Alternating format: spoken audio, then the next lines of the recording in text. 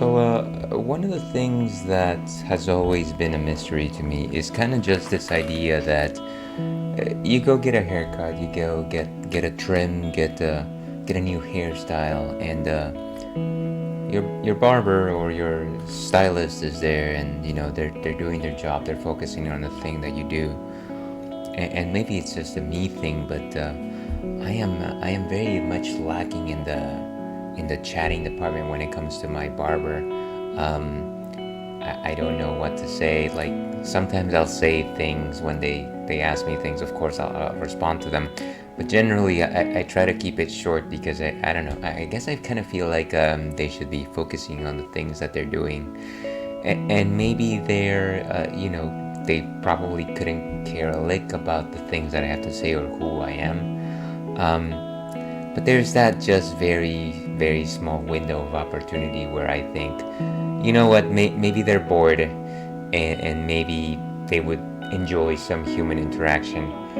And so I say something and they'll respond very briefly, and then we'll go back to total silence for the rest of the session. Hello and welcome to the Yells and Fails stream. Welcome everyone. Happy Thursday, of course. Happy Thursday to you, one and all. And more importantly, though, happy Pride Month, everyone. So, us here at the Ales and the Ale Pack is a very proud member, very proud allies of the Pride Alliance. That's one too many alliances there. But yes, we certainly bleed rainbow with them. That's almost disrespect. Let me just say that we stand with the LGBTQ plus community. Definitely celebrate those people in your life that are part of this community. But yeah, I think it's been a good week. It's starting to get toasty in my neck of the woods. And so I've actually got the fan on. So if anybody can actually hear that, please let me know and I'll try and tone it down. At the expense of seeing me sweating like one of them sweat hogs, as they say. Before we get into more of this murkiness and silliness, let's go ahead and talk about what's on tap. And of course, my drink is nowhere in sight, so let me go fetch it. And of course, Churro decides to be right behind me when I do that.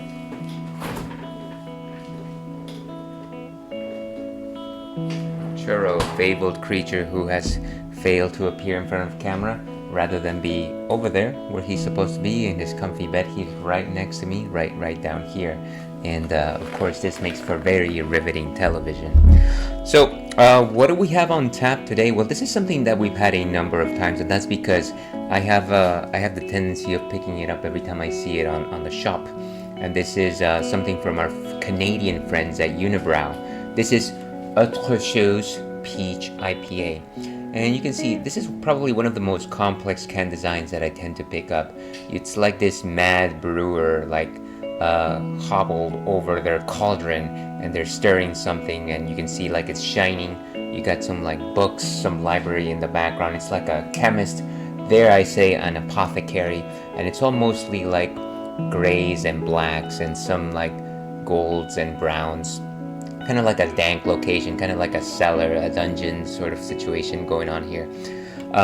So, autre chose means another thing, if I remember my high school French classes correctly. And this is a peach IPA, but not only is it a peach IPA, it is actually a peach Belgian IPA. But let's stand back for a second. What exactly is an IPA? An IPA is a pale ale that mostly likes to showcase its bitter character.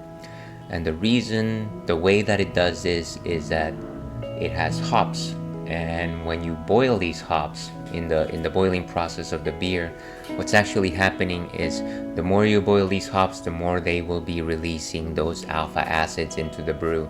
And alpha acids, to your tongue and mine, read as bitter. And of course, there's lots of IPAs. There's lots of American IPAs. They're quite bitter. I really don't care for them. I gotta say, I drink them. I'll drink one of your Dogfish Head IPAs. I'll drink your Sierra Nevada IPAs, and it's like Not for me, mister. Maybe save it for somebody who enjoys this. So I'm not very strong on the bitters, but Belgian IPAs are a little bit different in the sense that it comes from the long-standing Belgian tradition, historical Belgian tradition, that everything that they do is finely tuned in. The story of Belgium is one of equilibrium because, of course, there's its sister estate, sister country, Germany. And Germany, of course, has the very strict laws, a purity law known as Reinheitsgebot, where you are only allowed to brew beer using 4 main ingredients. In Belgium, they thought, hey, nix the rules, we're gonna do things our way, and so they decided to add spices and different things and different fermentation processes, and they went haywire. And of course, Belgian beer culture is one of my favorite in the world. Lots of the things that they do definitely have like the spice character, and you can read things like pepper, you can read coriander / cilantro, and you can read cardamom in a lot of their beers. I like to think of them as kind of fiery beers. They're kind of delectable that way, and yeah, they kind of just get a clasp on your throat, and yeah, it does wonders for you. And so they balance those spices out. Those spices balance out the hops, the bitters, and it kind of ends up being a very delectable brew. But that's enough of what I have to say about Belgian IPAs. Let's go ahead and see what Untapped has to say on the particular matter, and let's go over here. So, as you can see, this beer is no longer being produced by the brewery, which is sad for us. I must have one of the last cans possible on Earth. Autre chose IPA à la pêche et houblon à froid, non refermenté et non filtré. So that roughly translates to this peach IPA is what was houblon? I think it's fermented in the cold, and it is not re-fermented and not filtered. No, sorry, houblon actually means hopped. So it's cold hopped and not re-fermented and not filtered. So whenever you see something that's not being filtered, it suggests that everything that you have in the fermentation tank is largely what ends up in your glass. And the beauty of that is that it gives added complexity to what you're drinking. It makes it a very thick drink. I want to say that this is actually very close to a hazy IPA in character now that I'm thinking about it, since it seems like it was cold fermented. There was probably some hop character added during the fermentation process, which is the standard for hazy IPAs. But that is enough of what we have to say about the entry on Untappd. Let's actually taste this bad boy. And it is definitely sad. Sorry, I'm trying to see where that boy is. It's definitely very sad whenever we see a particular beverage go out of production, especially when it's tasty. I can't imagine why they would have decided to stop producing this one. But you know what? I'm not in the beer industry yet, so I don't actually know. Today I've got our wonderful Hefeweizen glass that was given to us by friend of the stream, John. As you can see, it's got the Ales and Fails logo on it. It's a beautiful Hefeweizen glass. Hefeweizen, of course, meaning wheat beer in Germany.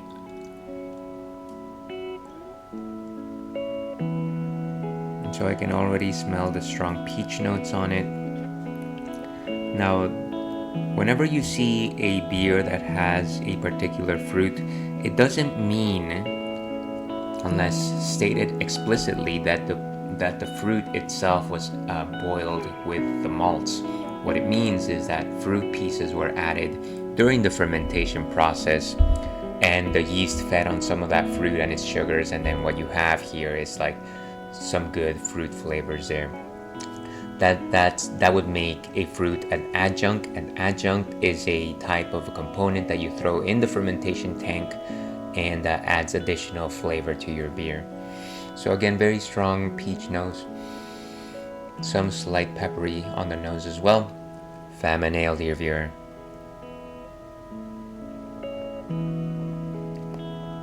Thick body, I want to say a 3.5 out of 5 in terms of body composition, maybe even a 4. It's quite thick. Tastes very weedy, very similar to a wheat beer. I'm actually wondering if it has any wheat. I don't know so it's dry hop, non-re-fermented and unfiltered. It doesn't say anything about wheat necessarily, but it reads like a wheat beer. And again, that's probably the part of this hazy IPA like strategy that was used in order to make this beer. Some definite bitters there. They're definitely more in the background. They definitely hit you closer over here rather than the front of your mouth. But it doesn't collect, it doesn't add up, which is generally a character that I look for whenever I'm enjoying bitters in a beer. Sweet peach, there's definitely sweet peach there, and that's actually more towards the front. Balanced sugars, nothing overpowering. It's not like a cider or anything like that. And kind of just rounded flavor. The fumes of the beer actually round out the flavor itself, and it makes for an almost pie-like consistency, like a peach pie, which is top 3 pies of them all. So let's go ahead and actually give this one a rating. I'm going to say a 3.75 today. You know what? It is hot, and this thing is very refreshing, so I'm going to say that it deserves a higher score today.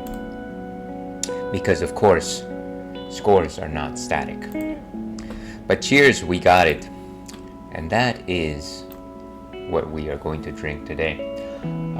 So, generally I like to take this time and start talking about the things that I've been watching, things that I've been consuming, of course. And let's start with something that I guess I left as a cliffhanger of sort. Everybody was just like waiting, hey, what exactly does Ailes think about the final few episodes of Better Call Saul season 4?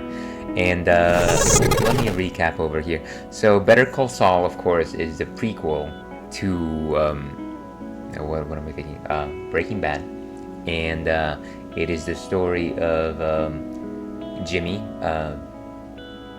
I forget what his name is for some reason. I think Jimmy McGill, yes, as he becomes Saul Goodman, which is the character that we know and love in Breaking Bad.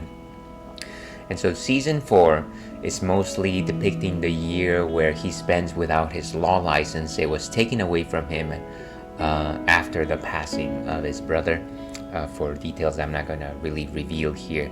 It is also the period of time where Mike was hired by Gus Fring, who is one of the villains of Breaking Bad, and how he is essentially supervising this crew of German engineers to build an underground laboratory where Gus can cook his own methamphetamine. And so, like I said, I just finished season 4. Not just finished, I probably finished it about 2 weeks ago. And so the idea here is that really the last things that are happening is that Jimmy is trying to... Okay, let me say this. Spoilers for season 4 of Better Call Saul. So, Jimmy is trying to get his law license back. He appeals to a jury of like law people. I believe they're called lawyers. And it doesn't work out. They don't believe him. He doesn't seem very authentic. So what he ends up doing is he starts doing these good things that will get him noticed in the law community. He donates money. He attends this scholarship event. A couple other things like that. And eventually they hear him out, and he has this beautiful speech where he talks about what his brother meant to him and his connection with him, and it reads very genuine. But then you find out after they tell him that yes, he's been reinstated, that it doesn't seem like he actually meant any of it. It seems like he was feeding them lies. And so it kind of just leaves you empty, because you kind of feel like he had this year to like reminisce about his brother's passing, and maybe he had made amends, but it's almost as if what we understood at the beginning of the season, where he was totally disconnected from losing his brother, is actually how he really feels. And that's one read of it. I'm not necessarily ready to commit to that particular perspective. I almost feel like he never connected with his brother through the law, and so using his name in order to get his law license back was not necessarily disingenuous to their relationship. The loving relationship that I'll always think of him with his brother is just how he used to take care of him unconditionally, even though his brother was trying to destroy him the entire time. So that's my read on it. Here's waiting to see what happens in season 5 and 6, which we're not going to get to for a while. On the other side of the equation, of course, again, Mike is trying to supervise these German engineers. Their leader cooks up a plan to escape to see his wife, because during this entire time they have not been able to see their families. He escapes. Of course, Mike catches him, and of course he has to, well, he makes sure that the mistake will never happen again. And so that happens. It's a growth moment for Mike, his character at least. And yeah, you don't know exactly what's going to happen with that project. It seems like they're bringing in a completely new crew. We don't really know what happened to the German crew, but yeah, it kind of just leaves hanging what happened there. So yeah, that's kind of what happened in season 4 of Better Call Saul. And this entire time I've been showing, of course, the episode list for season 5. So forgive me for that. I'm kind of a fool in that way. But that's Better Call Saul. The other thing that I saw of note, which I highly recommend now that I digested it, is this Amazon original Saltburn. Now, what is Saltburn? You might be asking yourself. It's like, hey, Ailes, I've heard about, putting salt in my food. What exactly is Saltburn? So Saltburn is a story about 2 guys that meet at this British academy. It's either the university or a college. I don't know what exactly the nomenclature is in England, but yeah, they meet. One of them, played by, what's his name, Barry Keoghan. I think his name is Barry Keoghan. Yeah, Barry Keoghan. He kind of, so he is a scholarship student. He comes from a humble family of humble beginnings. And he meets this guy, what's his name? Felix. So, Barry Keoghan's name is Oliver, and he meets Felix, played by Jacob Elordi. And he's like this handsome looking guy, very popular, and he comes from a family of wealth. And so, they have this like chance meeting. They start hanging out together. They like each other. You can kind of see some few elements of chemistry there. It's very charming. It's very charming. And so one of the things that ends up happening at the end of their first year is Oliver's mom passes away. And so he seems depressed, and Felix says, you know what? Why don't you come stay at my house for the summer, at my country house for the summer? And so obviously Oliver agrees, and he goes to this lavish estate. It kind of looks like Versailles, honestly. I was like, oh my god, I wish I was living there. It's like this palace. It's essentially like a giant castle with like beautiful paintings and things of that sort. And the place is called Saltburn. That's the name of the estate. And you get to meet Felix's family. They're kind of like an interesting cast of people. Oliver's quite taken aback. And yeah, the story picks up from there. Lots of interesting things start happening. You see Oliver making a few turns. You can kind of see his interactions with the family are a little bit kooky. They all like him. Yeah, and that's all I'm going to say about that. It's got some psychological thriller vibes to it. It's got some repressed feelings kind of vibes, class dynamics. I really enjoyed it, and there's a mystery abound here, folks. I love my mysteries in movies, so I urge you, watch Saltburn and call me in the morning. But that, as they say, is that. Let's go back over here. So that's what I've been watching over the week. Let's go ahead and post our question of the night before we start. question of the night. Of course, it is the start of summer, or at least it's feeling like the start of summer. Can you tell me what is your favorite summer vacation memory? Yeah, so obviously it's been a very, very long time since I've had a summer vacation. I want to say that some of my fondest summer vacations comes from me traveling all the way back to Peru. That's where I hail from, and visiting my grandparents. The one that sticks out to my mind the most is the one time that I went right after I finished my first year of college, and it had been a few years since I had last gone back there, and so it was my time to showcase to my grandparents, my uncles, my cousins, the type of person that I had become, the fact that I had a voice, because before that I had been very quiet in terms of like a member of the family.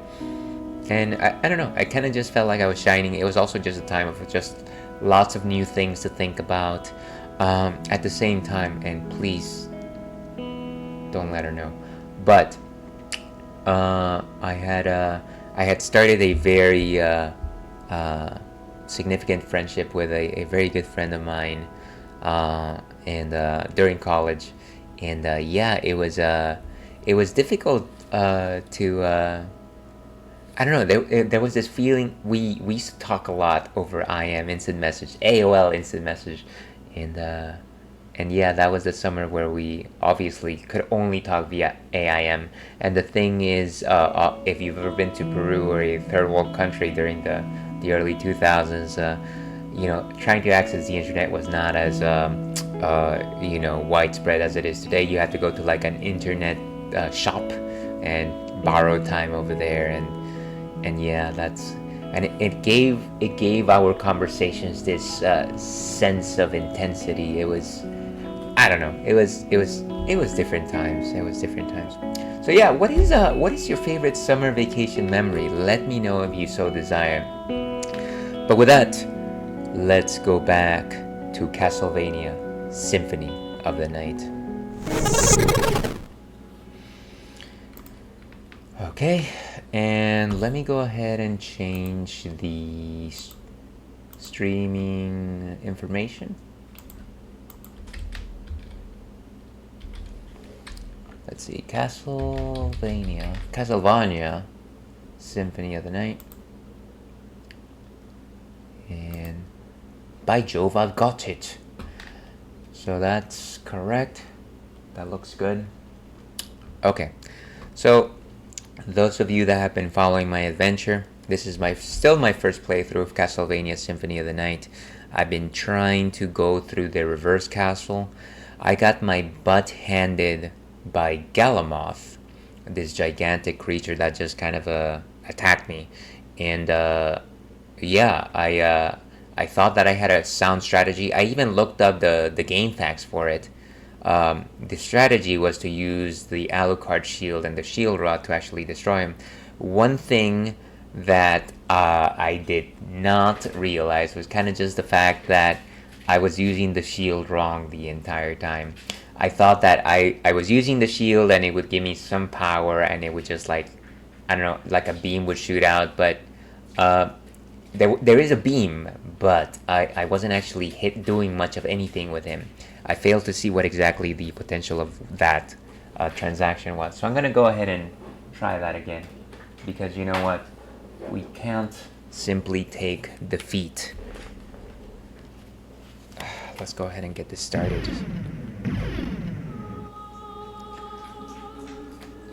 And let's select our file.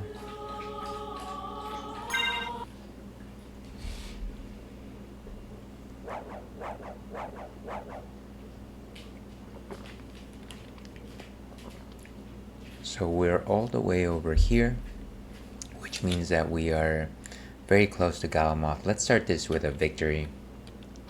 We still have the shield rod. And of course, in order to activate the shield rod, what you're actually doing is it's one of these. And see, I thought that was the beam that was supposed to actually do stuff. The thing that I did not realize was that you're actually supposed to use your shield at that point. Let me go ahead and collect our magic. No, don't overwrite. No. Don't become a dog either. Let me make sure that I've got... So Blood Oak converts damage to hearts. Lightning Mail. Here's hoping that I can absorb some lightning. Restores HP by poison damage. I don't know that that's really going to do much for us. But yeah, it's the Alucard shield. That's the crux of our strategy here. Then the Starlight, which strengthens the power of the cross, which I've got equipped. And the Talisman may absorb some of the damage taken. And that is with the hopes of potentially negating some of the damage that actually shoots out. So let's go ahead and give this a shot. Sorry folks, just a bit of the real life as usual. And of course I've got the cross on me as well.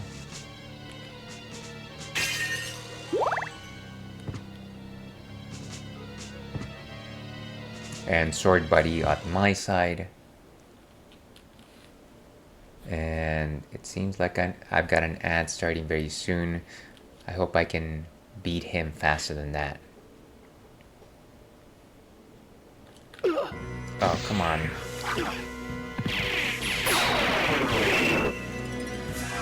Let's do this. Take the power of the shield.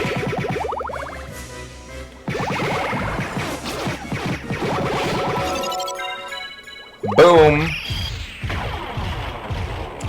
This is how we do. Yeah, this is how we do it like that. Do do do do. This is how we do. Ah, if cheesing bosses is a game, I've got it in spades. Ooh, and there's another chamber there.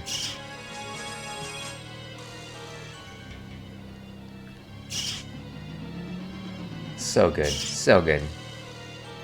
I am ridiculously satisfied with myself.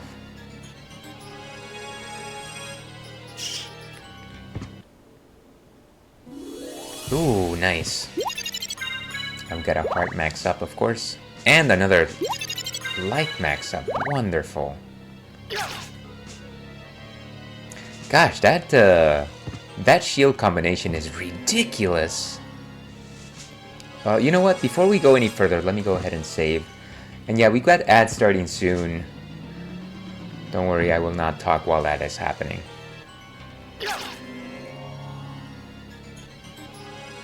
So cool.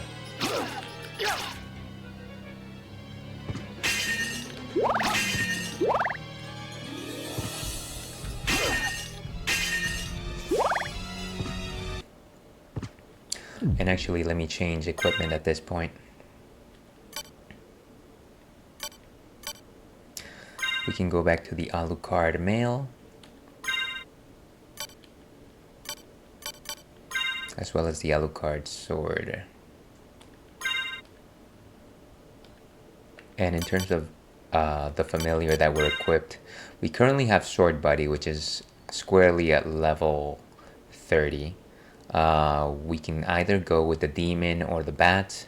I'm gonna say let's go with the bat for now, right now.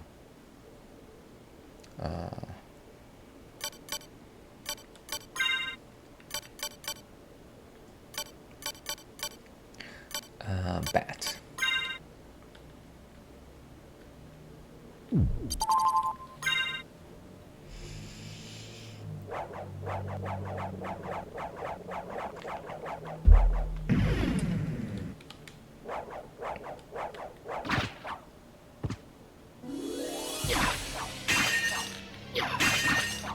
I love that spell.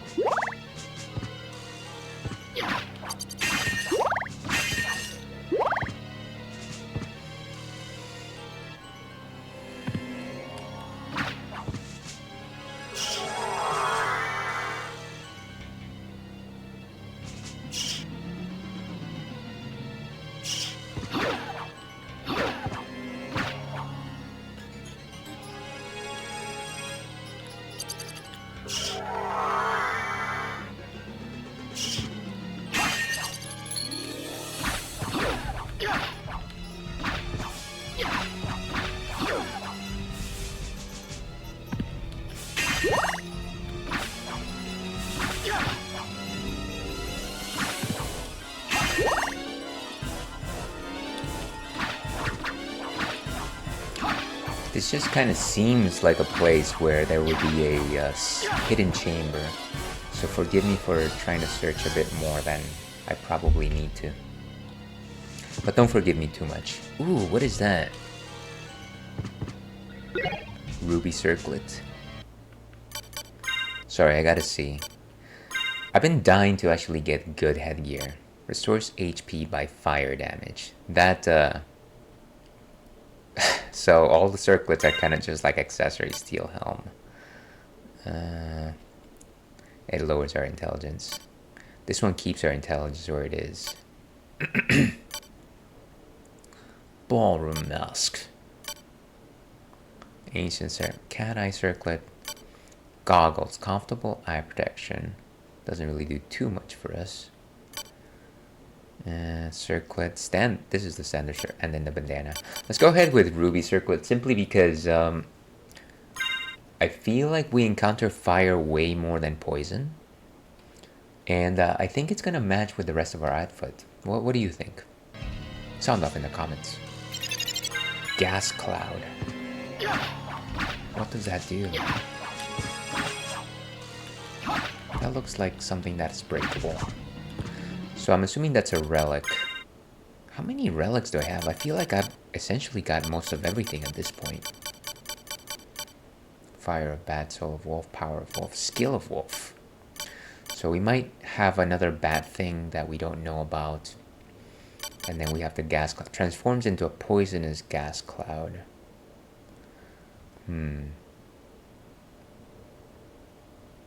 So I'm assuming that that is when we become mist, then we can actually... Let's actually turn into mist. Now, if I recall correctly, what's the way to turn into mist?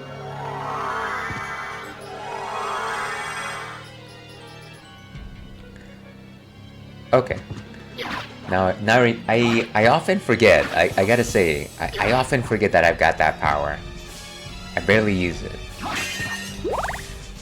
Honestly, the power that I use the most is probably the bat.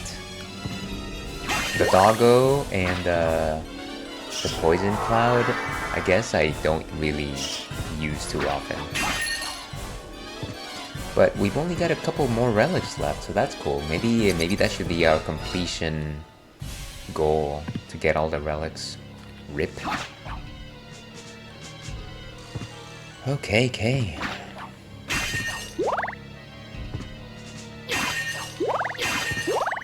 So we are a lot stronger now.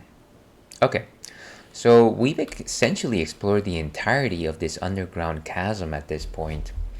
I guess the question is, where do we go next? I'm trying to see if there's any gaps in the map over here. Of course, there's the entirety of these ice caverns that I wasn't able to get to.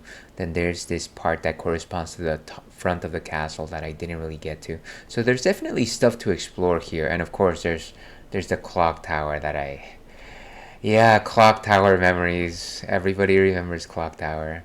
There's also this little area over here that I haven't really explored too much. So maybe let's start over here through some of this stuff that I thought was painful. Maybe since now I'm a little bit stronger, there might be a better chance for me to actually be able to overcome some of that. Who knows? Maybe I'm just making silly assumptions, but maybe it's gonna be okay.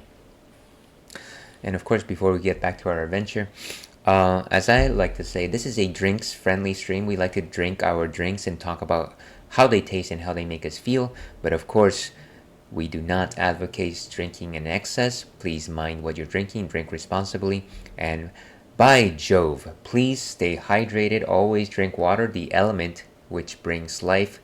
Staying hydrated will not only bless you with metabolic benefits, it will also help you savor things better. Trust me.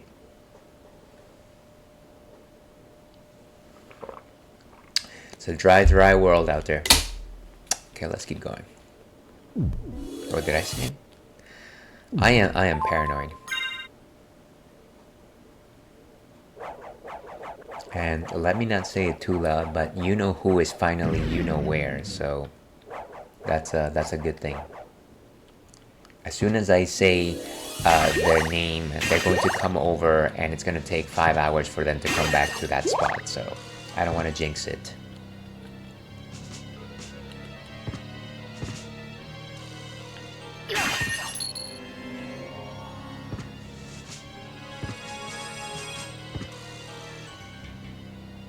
These things. I think they kind of just wake up immediately.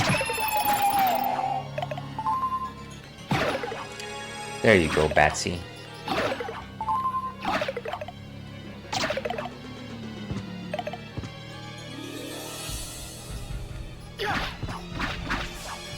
And I think we already explored this bottom top part. What was over here? Probably some other treasure. We do love our treasure around here.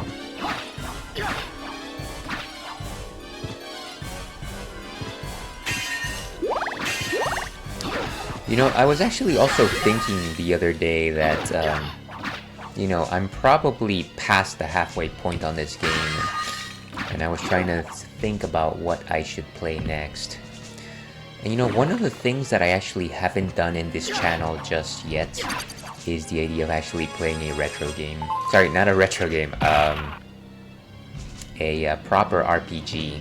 Obviously, I famously played The Legend of Zelda Link's Awakening, but that's, you know, that's not necessarily like an RPG. And let me not get started with that particular argument. And yeah, I've been thinking that one thing that I haven't done in a very long time is play Final Fantasy. So I'm thinking that I might do that. Maybe one of the classic ones. Specifically for retro purposes. I certainly haven't played my favorite Final Fantasy in a long time, which is Final Fantasy VIII, so that's up for consideration. But then there's also other retro Final Fantasies that I haven't played, like the original Final Fantasy 1, so I'll continue to think about it. I might also simply, one of the other targets that I was thinking of doing was either Super Mario RPG, the remake, which is also another one of my favorite RPGs, and that one might be a little bit shorter, but I was also thinking of potentially doing, what is it, Octopath or Sea of Stars, which are not necessarily retro games, but they have retro feel to them. Anyways, I'll continue to think about it. Can you get all of them? Yes.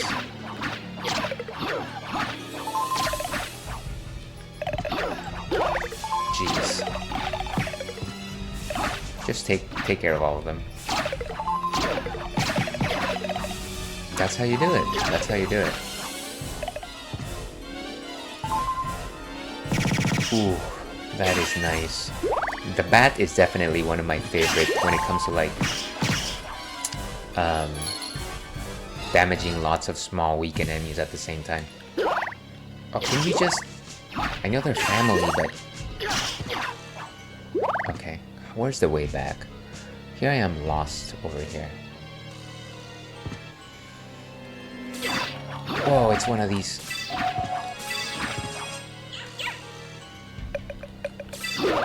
How do I attack? Oh right, the cat lady.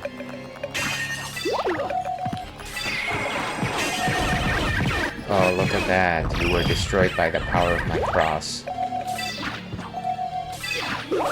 Okay, we're not gonna... Yes, we are.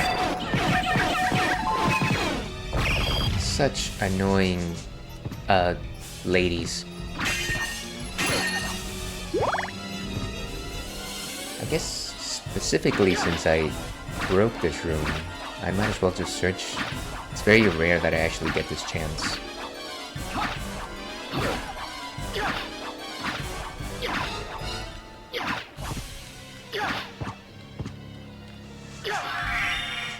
That... There was no point in that, friend.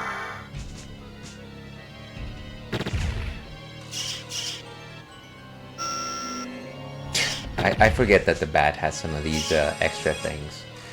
Between the fire and the sonar.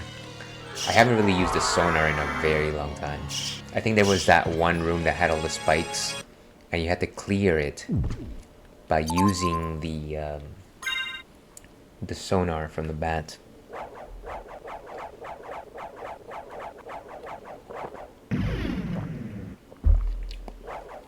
Data's been saved.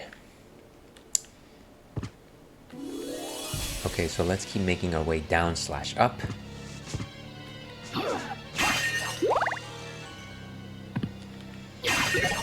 Ah, no, I would rather have the cross than this thing.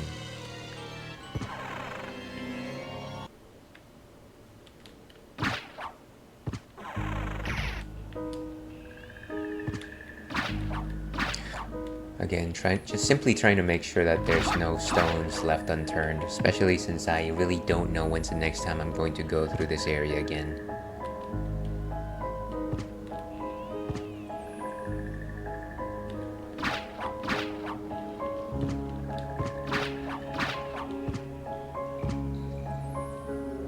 Whoa. Very nice. And so Bouncy definitely gets me. I want to say if I was trying to suggest who was my favorite familiar, it would still be the sword, just because of how reliable they are when it comes to boss battles. But that's because it's like small areas, right? It's very simple for them to like stick to one spot and just like slash away. But the bat, I want to say, is a lot more agreeable when it comes to just like going to different places. And it also has the added functionality that it'll come after things with its friends whenever I turn into the bat form.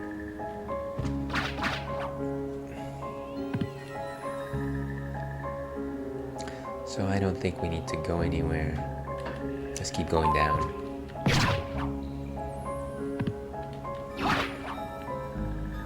Don't need that thing. Can you get those guys? Well, you got one.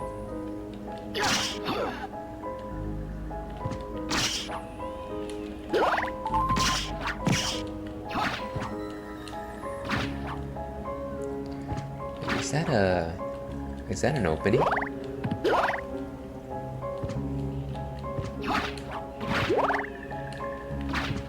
No, it kind of looked like one. Close but no cigar. Ah, you hurt me.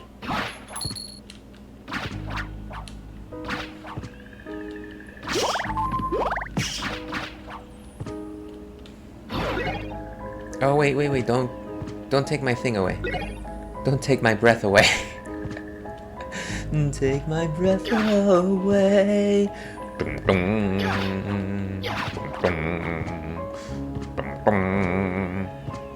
And there's the button that our friend,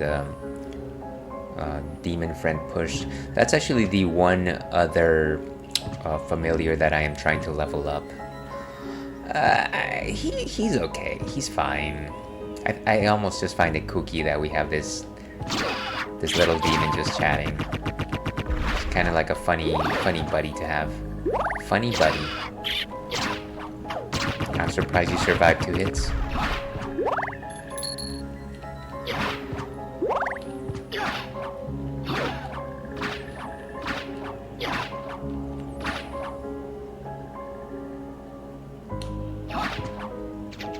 Oh my gosh, I forgot these guys. It's like, wah! Why'd you do that? Wah! Whoa. Wah! Why'd you do that? Ooh. Oh, wait. Of course. Sorry, when I jumped for it, I honestly thought that it was like one of those HP waters that increase your HP total. And then immediately after doing that, I thought, well, why would that be there, right? Why would you have like an HP water like right out in the open? So it was like, of course, it's just holy water. It's like, stand back, everyone. It's just holy water. Don't even bother with it. Don't even bother with it, honey. And this is nothing but a simple save room.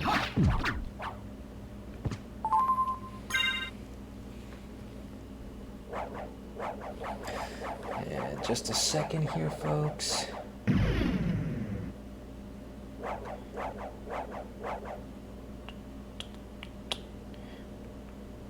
Okay. Let's keep going over here. Way too many notifications. That's the problem. Too many notifications. Okay.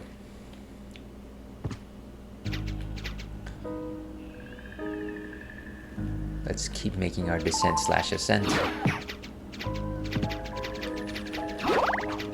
Oh yeah, this is the best place to fight all these guys at the same time.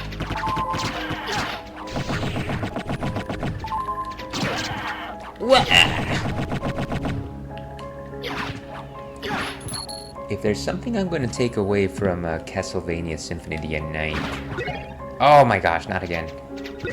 It is definitely going to be the fact that a lot of these guys just wail in very distinctive voices. Oh, come on. Oh, beautiful. Get over here. Now I'm invested in destroying him.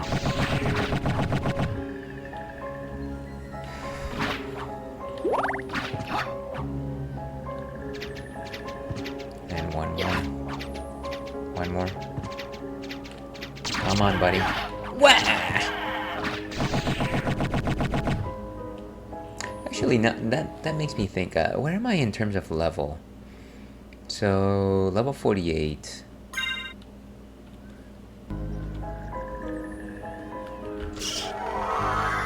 I wonder if around maybe level 50 is when I should be fully equipped to take on the final boss. That being said, of course, that the final boss probably doesn't really require you to be at a particular level.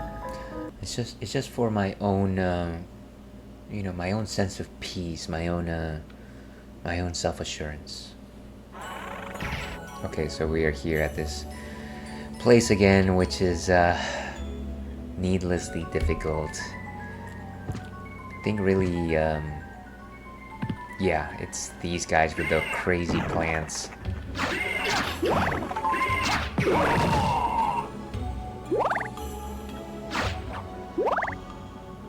Yeah, so there's like plants here. I wonder if I can just miss through it.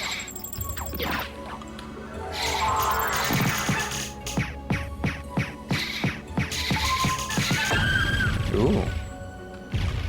That certainly seemed to help. Okay, maybe I've been neglecting mist form this entire time. Maybe that was the answer to all of our problems. Look at that, we're an invincible cloud of stuff.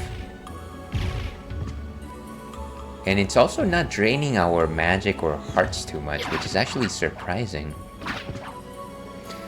Look at that, I had the answer all along, and because I am a fool, and I know what you're gonna say. Ails, you were always a fool.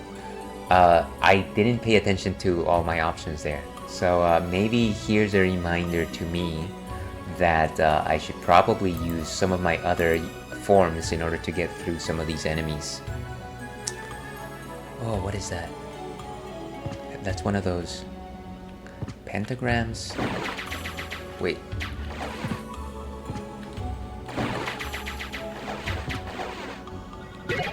Bat pentagram. I'm guessing you can use it as a bat. Let's see, what does it do?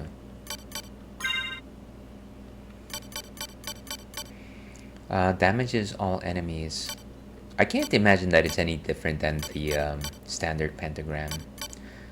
But I don't know. I don't know. Please stop questioning me. Well, before we go there, let me check the floors here.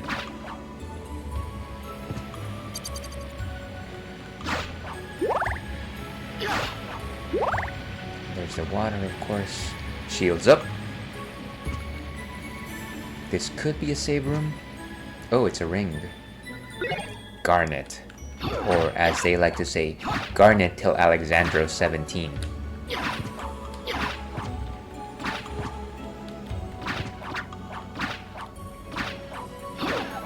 kind of funny because obviously there's an altar there, which means that when this castle was reversed, it kind of just fell down.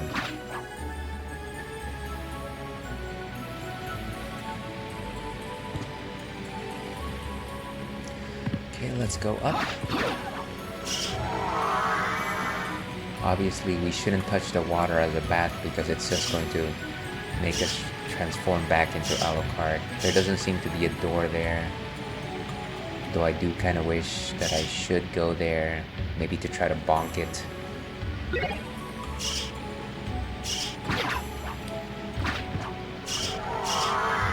Come on, friends. Actually, can I shoot things with my fire and maybe see if there's a door will open? No, I don't think so. Maybe next time they remake this game, they can implement that. Konami, I know that you're actively making games.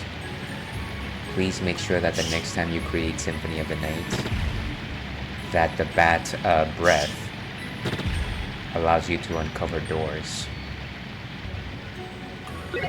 That's exactly what everybody wants. And there's definitely a path over there, but how to get there? Ah, no, you can't. Ah, I can't even move.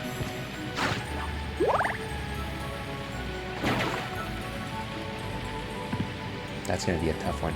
Wait, so if the waterfall is flowing up, I didn't even know that you could do that in diagonal. Why wouldn't it just let me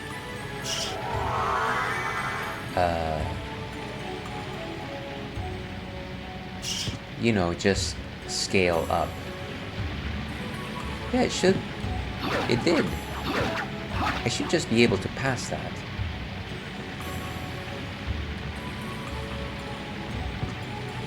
Weird. The physics here are just a little bit weird. Just a little bit. Maybe let me go to the highest point and then try to go from there. No. Don't transform. Don't just let me jump. Why don't you just let me jump? Okay. I wanted to untransform so that I could potentially go through the waterfall.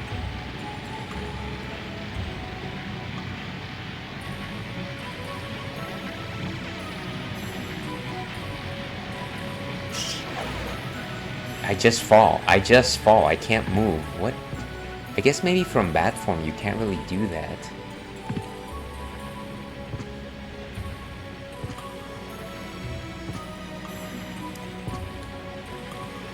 Trying to do the gravity jump.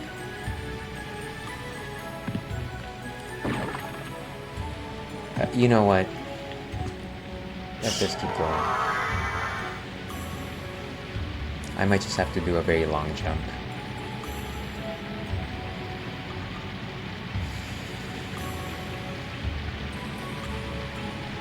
Let's go explore over here before we try to go over to that side.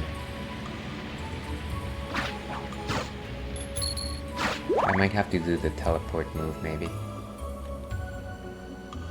Ooh, and it seems like we're connecting to some place we've been to before.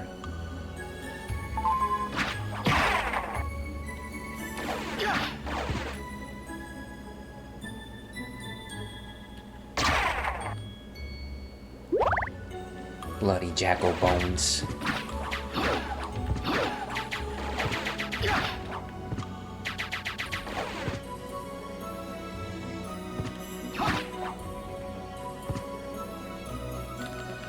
Always making sure that there's nothing on the floor or the ceiling. And like I said, this is area that we have visited before, so maybe we might come back to that. Let me try and get to the other side of the waterfall.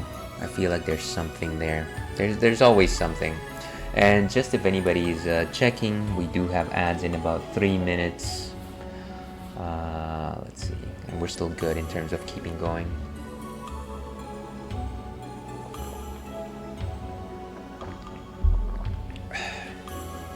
Refreshing peach. We do love our peaches. Peaches, peaches. Don't even get me started on that song.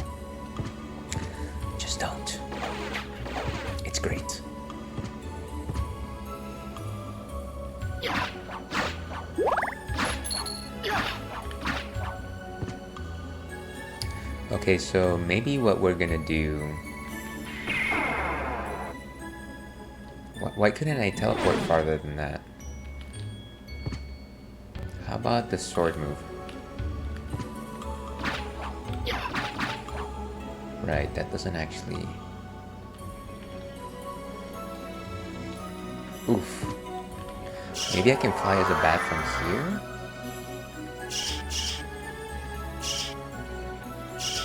Ah, come on, just let me... Oh, what a waste.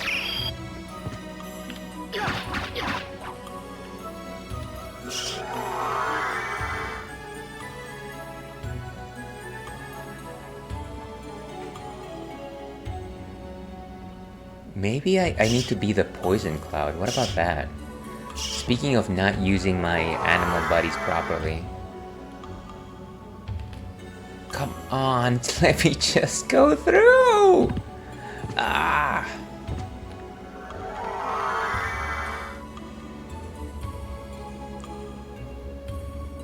Okay, this is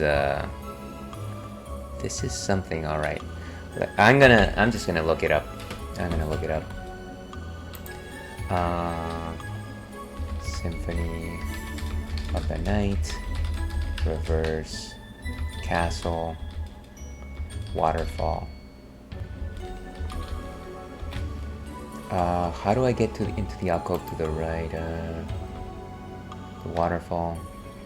Turn into wolf form and dash into the waterfall. Start from a few rooms so you can build up speed.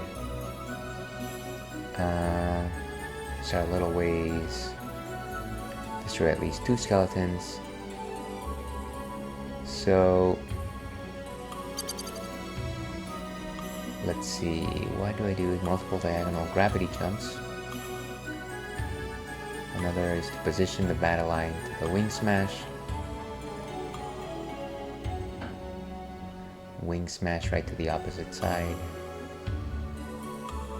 How do I even wing smash? Does anybody remember the wing smash? I don't. But I know it's a spell. I should really use these more. It's like up, right, down, back. Up, right, down, back. And then something.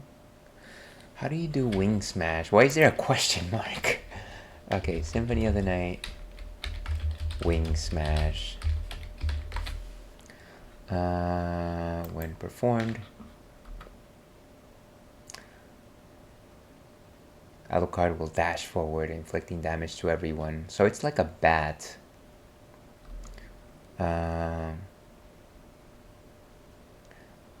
Hold jump, and then up.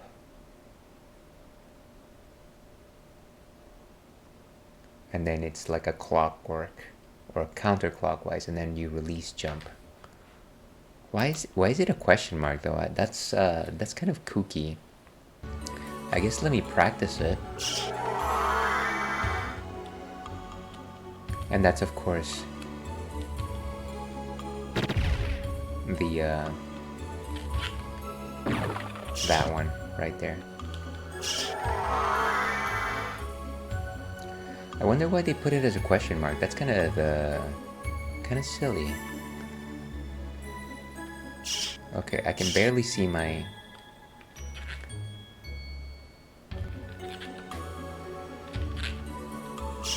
Or maybe it's the opposite way? Ooh, nice. Clearly I should know my spells a little bit better. Osafune Katana. It's two-handed. It decreases our attack. So not really worth it, I want to say. Not really worth it.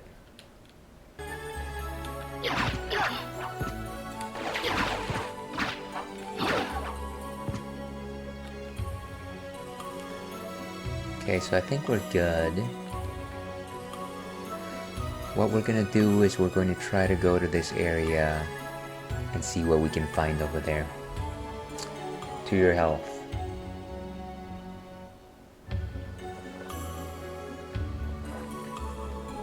Hopefully we can find a save room along the way.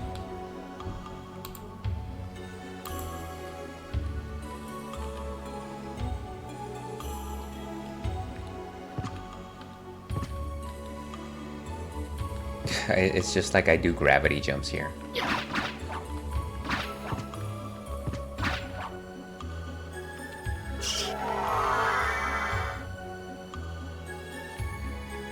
I certainly hope that I start increasing more bats. More bats, everyone, more bats. Maybe having done so with the wolf charge might have been nice. But going from another room in order to dash just seems like a very calculated task. In my less than humble opinion. Wonder if we should seek out the save room first. Might as well.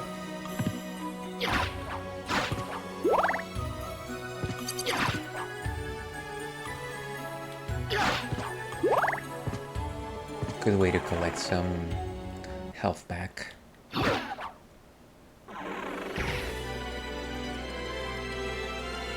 and I vaguely remember this. Right, this is one of the earlier parts of the original castle. With the merman. The merman.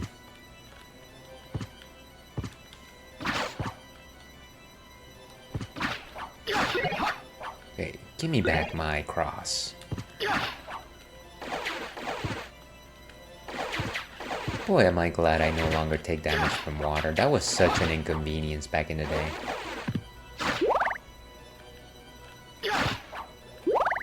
Is there anything else over there?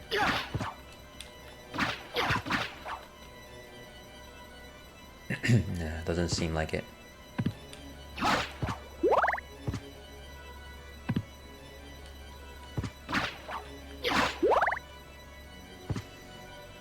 Oh, and these guys. Them and their blasted shields. Nova skeleton.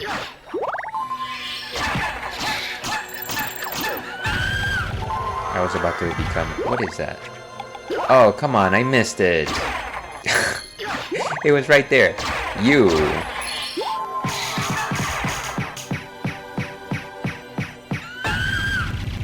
And that is how we do. Boy, this room must have been incredibly hard before knowing that trick. I don't want this. Stay away from me, holy water.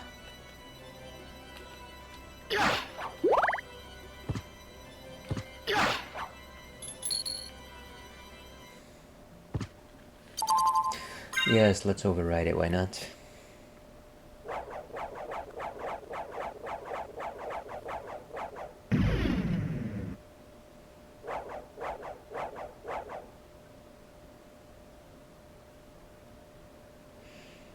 Okay. And so let's go back to this little area over here. It seems like we have a pretty big room over there to actually explore. I don't actually know what it matches to, but we'll find out. More at 11. Ah.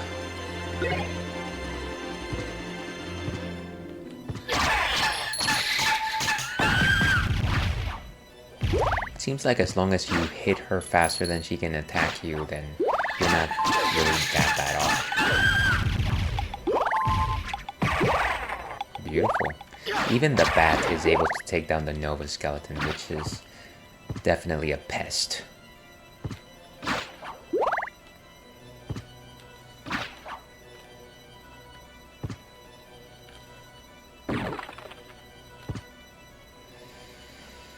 Okay, so let's go back over there.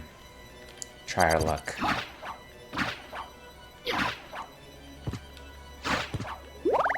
I like how that rock formation in the original form of the castle was the way to signify that you could actually interact with the environment, and some things you could break.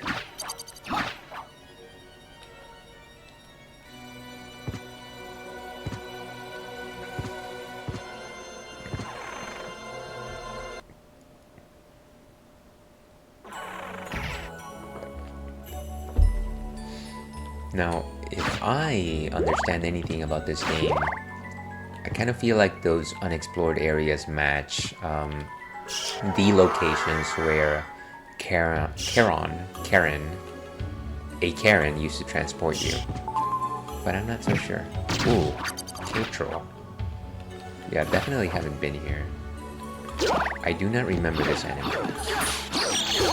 Jeez. Okay, just decided to power up, I guess.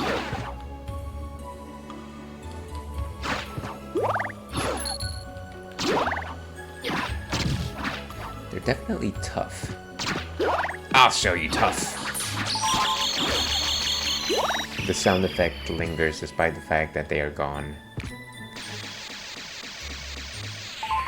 Ooh, dark octopus. Let's see if there's anything in the water.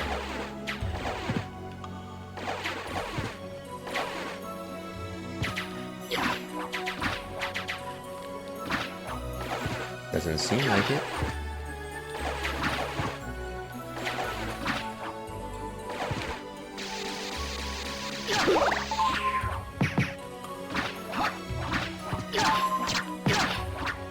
Wow, that one definitely took a lot to beat.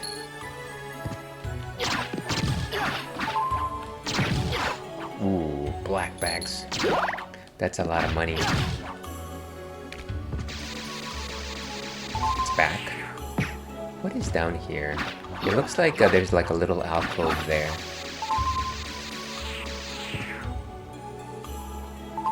Gonna take this thing out again.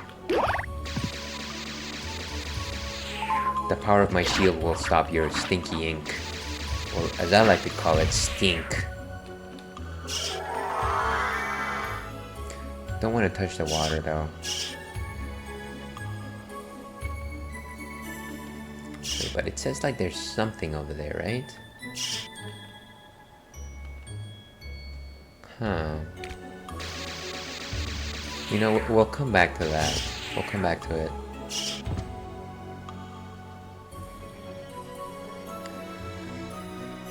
Very peculiar.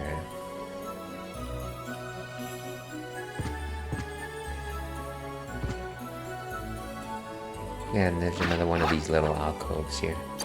Ooh, it's those hideous fish. Apparently are killers.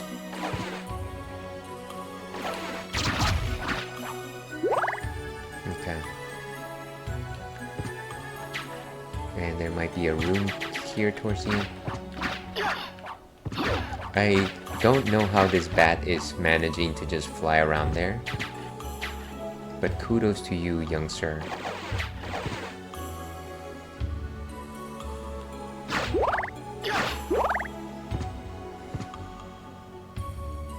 And whatever was here, we've already collected.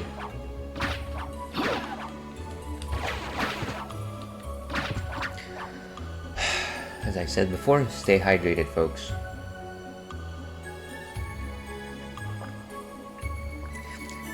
Or like Russell Crowe once said, on my mark, unleash health.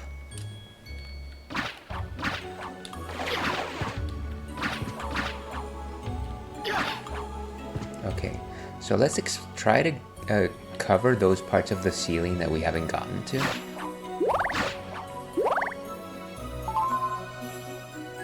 He's just gonna go after the fish, huh? The fish are too much.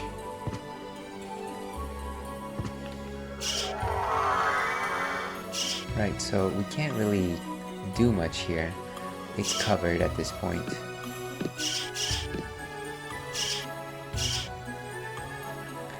And did this get covered?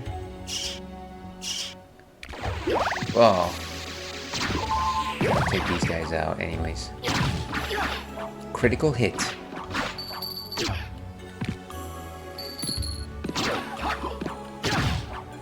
I hate those cave trolls. With a passion for fashion.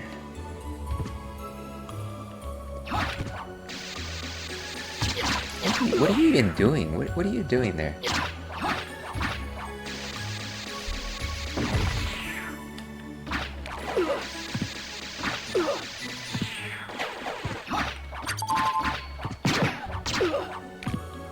Welcome Inigo. How are you doing this fine Thursday? If it isn't Mama Ales, baby boy, that's my name, don't wear it out.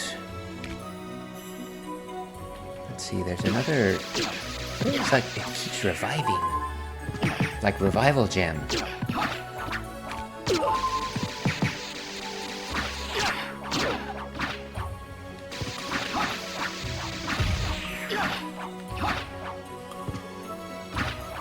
Okay, maybe here? Yeah. Ooh, got him. Nice. Oh gosh. That sub-weapon is so extra. It almost seems like it would be like a far more special occasion for you to try and activate it. Well, here's trying to get that block cleared.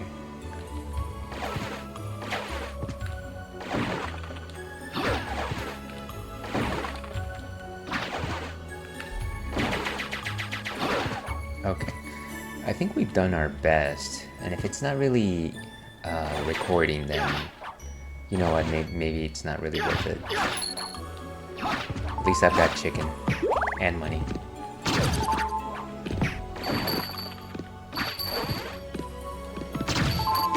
Oh gosh, these guys have lasers. Let's see, pretty good, man, Ales. My therapist told me that I tend to think things fail long-term instead of being okay with failing. Is it not normal usually for humans to think most things fail, since nothing lasts forever? I think that simply depends on what your definition of failure is.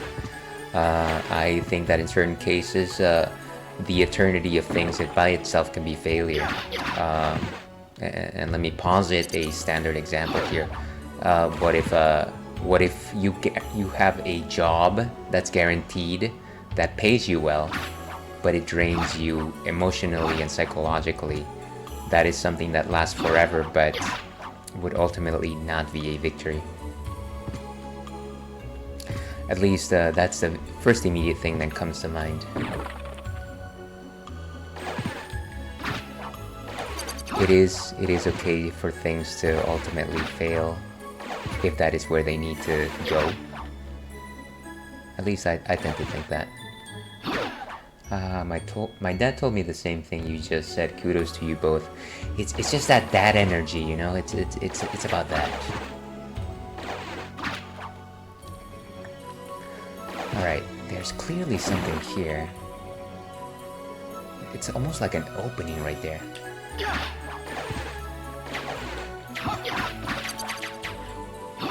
I feel like there should be...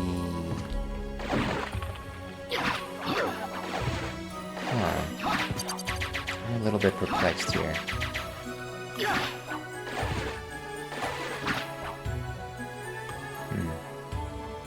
Well, no, it doesn't seem to lead to anything. Let me just pull up the reverse castle map and see if there's like a secret room there or something like that. Reverse castle. I always worry when I pull up these wiki pages that it's gonna be sweltering with ads. And you know what? For the most part, that is true. That is generally true. Can you just open the map, please? Just open the map. Okay. So I'm seeing it. I'm trying to correlate to where I am right now. It's weird that there's a gap there, but honestly, there doesn't seem to be anything really. At least according to the map. Maybe it's just nothing. And of course there's a Saturn map as well. Can you just go to the Saturn map, please? No, the page is just gonna bug out.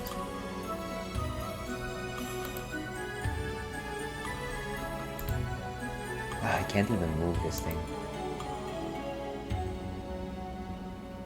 Kind of surprising that the Saturn version of this game has a slightly different layout. But it does match a certain few things. Specifically that there's some opening here that'll kind of make you wrap around this area. That's interesting. And it does make you think, doesn't it? I might just check that out, just for kicks. Okay. I think that's enough of that.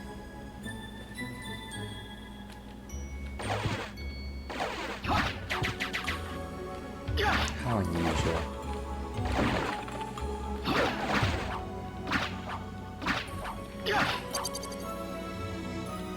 And we've got all our magic back. Yeah, so let's go back to that save room where we just saved. And see if there's anything more we can do in that nook of the woods.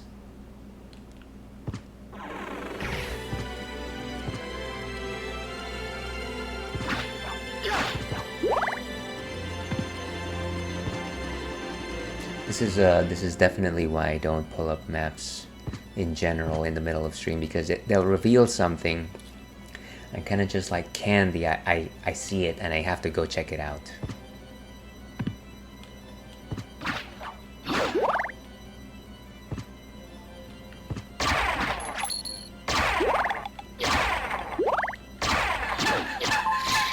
Of course, this thing just keeps me away.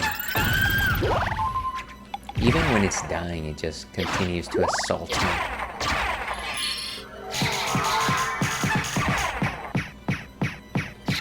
Wow, that creature definitely takes a beating.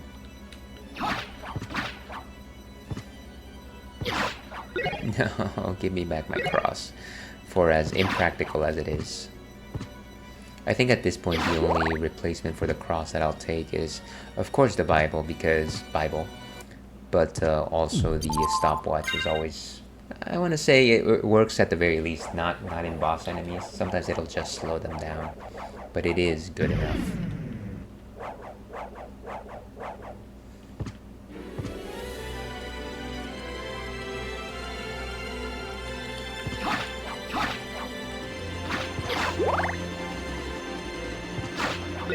I keep making the same silly mistake. Alright, guys. Another monster vial over here.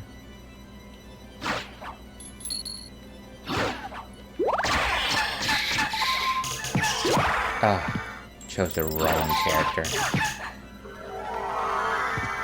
And of course I keep forgetting that I have to keep the mist button pressed in order for it to actually work. Because that is something that I would forget. Let's see here. She also tells me, which no one has ever told me before, that I tend to take signs in life to heart. But I argued how most times those signs do indicate rightfully, so then she said I take them too personally instead of taking things to face value. But I said sometimes things just tend to wrap around until you get punished for not paying attention. What do you think, Ailes, from personal experience? I think that I would probably agree with your therapist in a certain way. That is, one of the things that was that happened when we came out of the savannah, when we came out of the jungle, is the idea that the principle that we take things that suggest other things like danger. We see ears in a blade of grass and we assume tiger is coming, better not go in that direction. We don't see the tiger, we see what looks like an ear and we assume tiger. And it is kind of the idea of like, oh well, we see the symbol and maybe that's what it is. And it's kind of like a sign of It is something that kept us alive and something that's been biologically encoded in us, for lack of a better term. Unfortunately, that sometimes happens to go awry, and sometimes that which keeps us alive sometimes forces us to take seemingly, unimportant details, insignificant details, and simply take them to heart, and assume that they actually signify what we want them to signify. I think that for every single time that you wake up at night and you have a dream that suggests something that happens in life, and it is true, it was suggestive of something that was going to happen, there's 999 dreams that you had that meant and suggested nothing. So you took the one that actually meant something and you assumed a rule, and that is not how life works. That is my read on it. Of course, I haven't lived long enough yet, so your mileage may vary.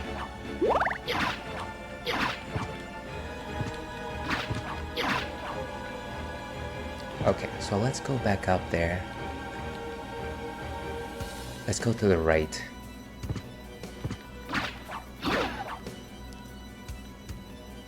And I know this is a monster-laden room.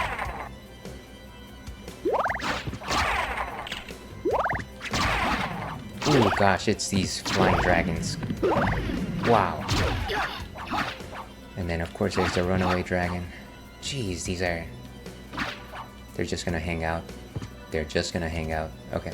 Nice thought, Ails. I like your standpoint on it. Yeah, I'm not trying to change your mind. I think it would be silly for me to say, you know what, I disagree with the way that you perceive things, and maybe you are indeed a very special person. And I go, I just haven't come across that type of person that has this kind of a level of perception. Ooh, this guy. Ooh, nice. Down they go. Ah, the Nova Skeletons. Whew. And the wolf is revealed.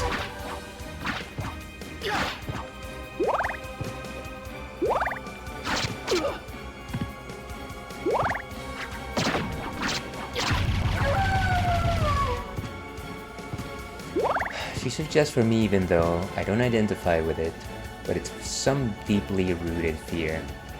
I wouldn't say I'm not afraid of things, but I don't feel shock. I mean, that's fair enough. I think that's one of the ways in which we are able to find comfort is by our ability to feel like we control certain things. And we control them by trying to give meanings to things, by trying to be able to explain things. And feeling things that are unexplained sometimes makes us feel uncomfortable, which is why some of us, some of the time, feel compelled to maybe ascribe different meanings to certain things. But it's okay to not have control. It doesn't mean that you are at a loss. Some things are just going to be out of our reach. Ah, some money. Okay. Whoa. I don't think that there's an actual way to go up there. My goal is to have that level of perception while I know how to manage my anxiety. But yes, you're right. Because my therapist says I want a lot of control. And I go, we all want a lot of control. That's not just you. If I was able to control 100% of my life 100% of the time, I would. But we are not the agents of all that is. Everybody has agency within their own life, and some things in life just happen for different reasons. I believe that's my stance on it. Alright, let's fly out of here. Let's make like a tree and fly out of here. That seems like a very auspicious block. I don't like it. How do I do this thing? Wing smash. Well, I smashed nothing important. Damn, you're right with that agent's word. Men in Black. There is the Men in Black. Okay. So let's go back. Clearly there was nothing in this corner of the woods. Let's, so we've gone through the ice cavern over here. I really don't think that there's anything really here left to explore. So what we're gonna do is maybe we're going to go to... maybe this part of the castle. I believe there might be something here. Don't quite recall. But yeah, let's maybe let's sailor teleport out of here. And ads are starting in about 2 minutes, so everyone run for your lives. Whoa. Nice. Oh, it's one of these Nova skeletons.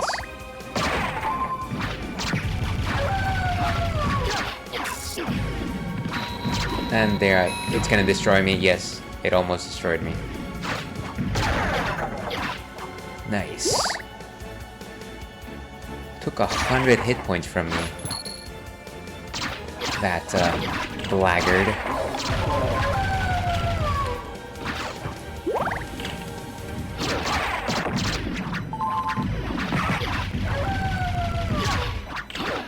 It's funny. So when you destroy the rider, the dragon essentially just like aimless. That's kind of goofy.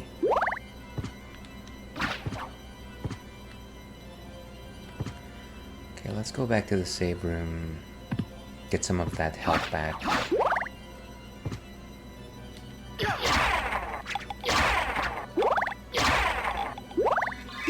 And the power of mist compels you. Oof, these Nova skeletons again. Oh, there it goes. Beautiful.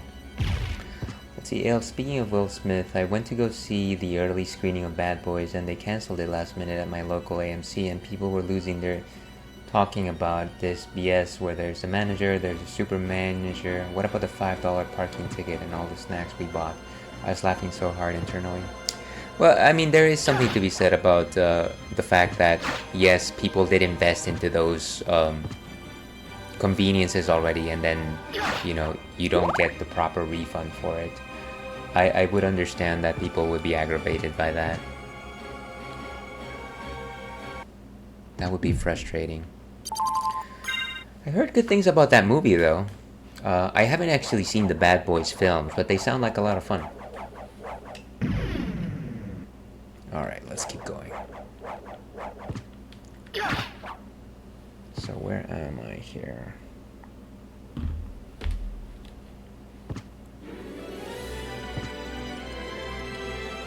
We've got an ad break.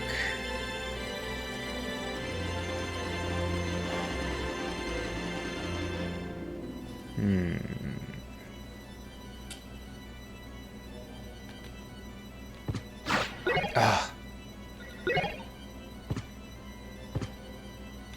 Oh, right, I forgot.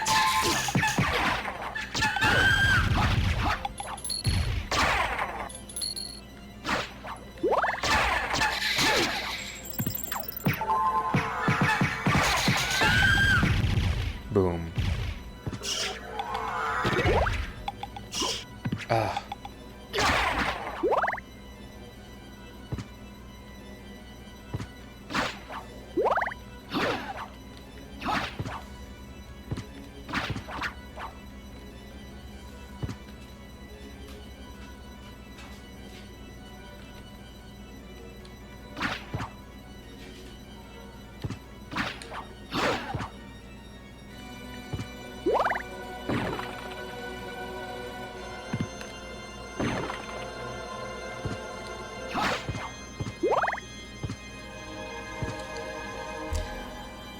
To your health.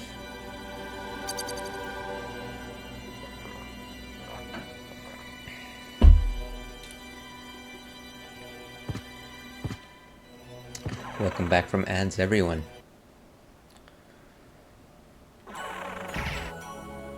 Okay, so while we were in ants, I actually noticed that there's this little cove over here that we didn't actually explore. So I think I'm gonna head over here. Since we're in the underground passage anyways, might as well not lose touch with this area.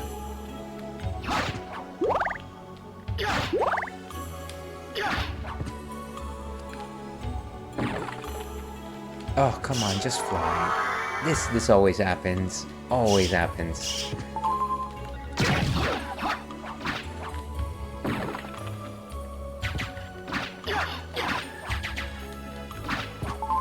I'm just obsessed with the idea that I can't clear this part of the map. Like, why? Why? Ah, I didn't mean to do that again. Can I turn into mist? No, it won't work there.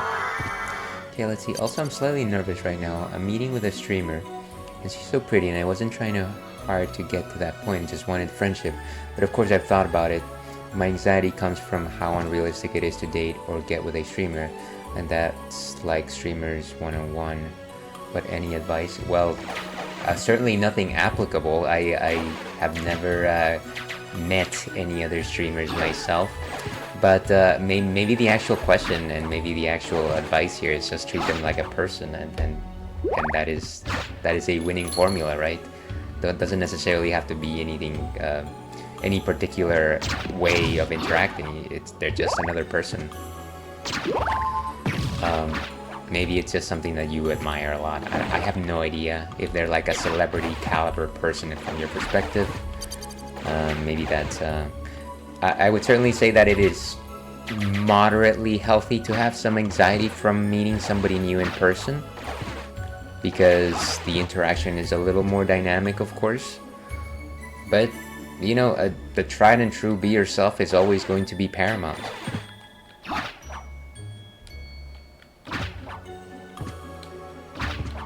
Alright, let's keep going over here.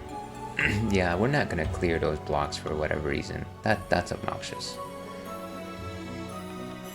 I am out. Seacrest is out. I'm gonna obsess over that for the rest of the day. Get 'em! Bake 'em away, toys! Where are we in terms of familiar? Familiar strength. Just a second here.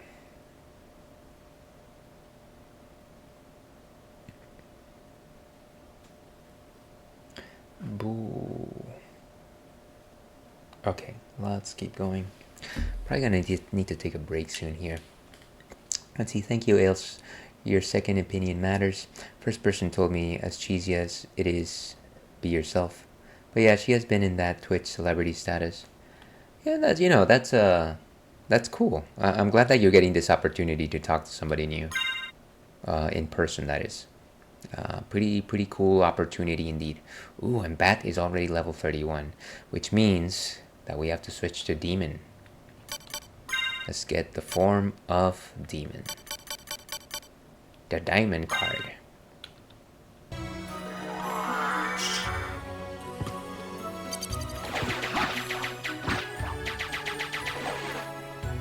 Let's see, so like, I just have this idea that most Twitch streamers are very superficial. Well, I'm not even gonna read the rest. That is wrong. Don't think that people are just superficial. Please don't think that any single group of people are just superficial. Reason why you're my favorite streamer, you keep it very authentic. I am a very superficial person. I can tell you that, but that's not necessarily everybody. People are. You might think. Let me get in my soapbox here once again, but. This thing that you see right here, this is pre-packaged in iGo. Once I leave this little cube here, I might be somebody completely different, and you might not know that because I am controlling this medium. So yeah, there's definitely points of time where I am kind of myself, and that is the case for every streamer. But they're not this thing. They are not. They're full people. They have their flaws. They have their virtues. Don't assume that what you see is all that you get. Treat them as you would any other person.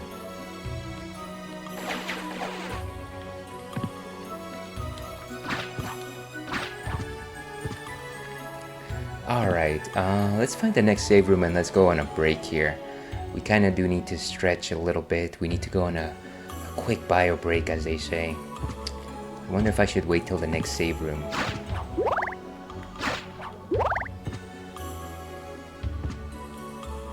The water's flowing. Oh no, I remember this area. Oh no, the sadness that their defeat has come. Very nice. Let's see. But I hear you though. But that's solid advice you give me. It can't be superficial status. Come on. Again, your mileage may vary. I'm not gonna change your mind in I go. The only thing that is gonna teach you things, I hate to say it because it happened to me, but it is time and experience. And me or your best friend or your father can tell you, oh, this is the way things are, and maybe they're right, but sometimes it's very difficult to internalize that without you experiencing that yourself. Let's go this way. So many of these rock punks. That's what they're officially called, you know. Oh. Did I go? Yeah, I did go up there already. Okay, let me find a safe spot. One of these. I am so happy that I got that ghost mist form, because otherwise this would be an incredibly challenging corridor, which it was. They just melt. They just melt at this point. And of course, Devil Buddy does help us. Ooh, I finally remember that I can dodge. There doesn't seem to be anything up there. I think we were already here, right?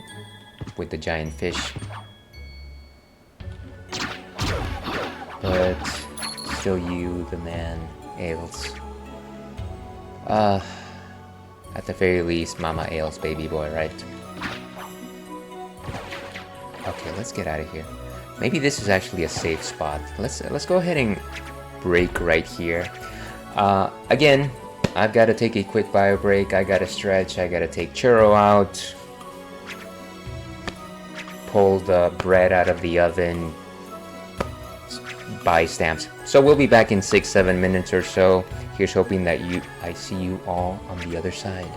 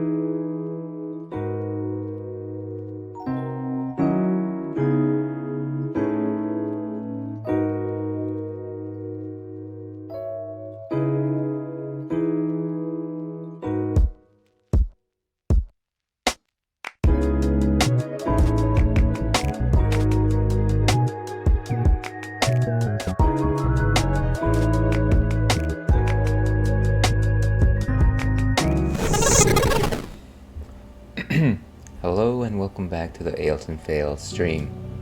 I'm your host, Ale Wolf, otherwise known as Ales, gentleman streamer, the excellence of an execution, the no-throw and scissor-on.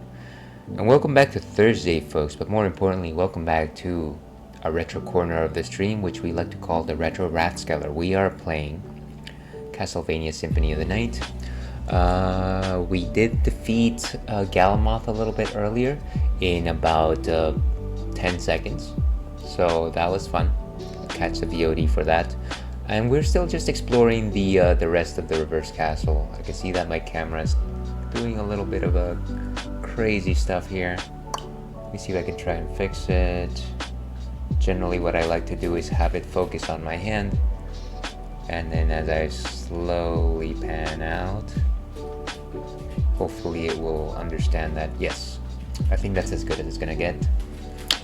So let's before we actually get back into the action, let's go ahead and talk about what's next on tap. And one of the things that we've been doing is highlighting some of the stuff from Bravas Brewing. Of course, Bravas Brewing specializes in non-alcoholic beers, and we like to talk about non-alcoholic beer simply because, you know what, we don't all necessarily need that alcohol all the time, and it is nice to sometimes just enjoy the malts for what they are. So this is their Golden Light, which I was able to find in one of their variety packs, and as you can see, it's a very simple yellow stripe on an orange background. Quite simple, quite nice. I do love the font of Bravas Brewing. So what exactly is a Golden Light? Well, it is probably the simplest of beers out there. Of course, it's a Golden Light Ale. An ale is one of two types of beers. There's ales and there's lagers. The main difference between them is the fermentation. Ales happen to be top fermenting, which means the yeast rises to the top.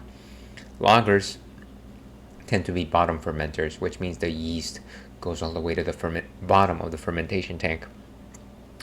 And the nice thing about that is kind of just the idea that whenever you have this fermentation of ales, you get a thicker mixture, and that's because a lot of the products that yeast put on the brew actually end up filling the majority of the tank there. So it makes for generally thick compounds, I want to say. Very complex, very savory. And we do have a couple of first-time chatters. It seems like they must be twins. Let's let them be for the time being. Best viewers on ... But those are my thoughts on what an ale is. Of course, a golden ale is an ale made with pale malts, which means that they're generally on the brighter side. They're very similar to pale ales, but as opposed to pale ales, which like to showcase some of the hop contents, golden ales are a little bit sweeter. They like to highlight their malts, and they're a little bit lighter, they're refreshing. You kind of do taste that breadiness of the barley.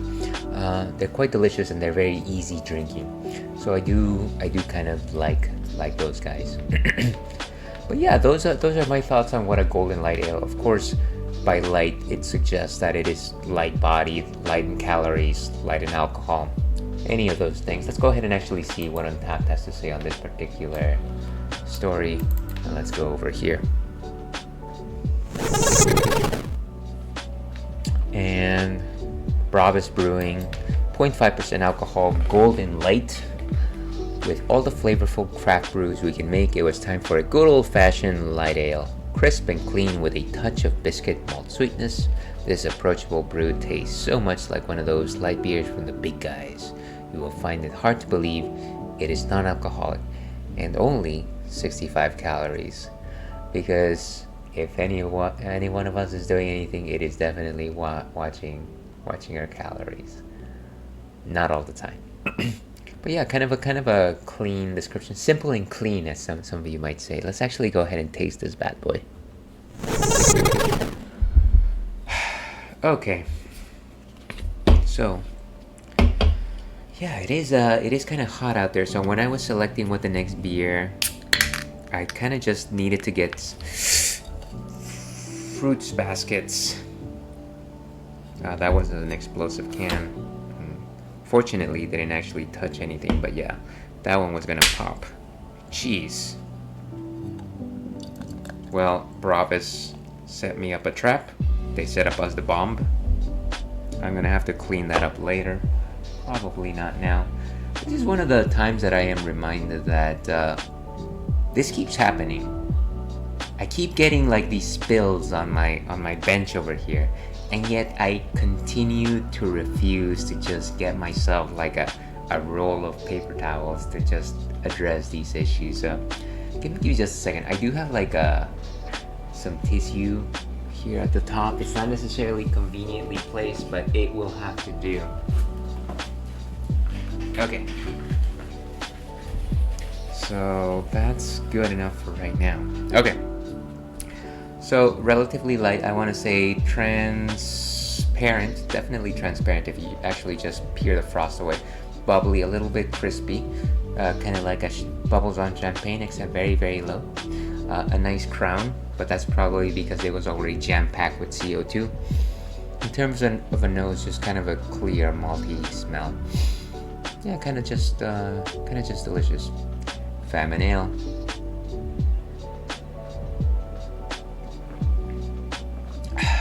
Definitely sweet, very light. 1 out of 5 in terms of body composition. Very light hopped. Nothing particularly strong in terms of hop contents, I want to say. Sumptuous. Nothing necessarily lingers there. Again, I think the thing that really stands out is kind of just like the sweetness of the malts. Nothing particularly too much more to talk about. Not even the hops themselves are very, very apparent. So it's kind of like just nice, easy drinking. No real commitments there.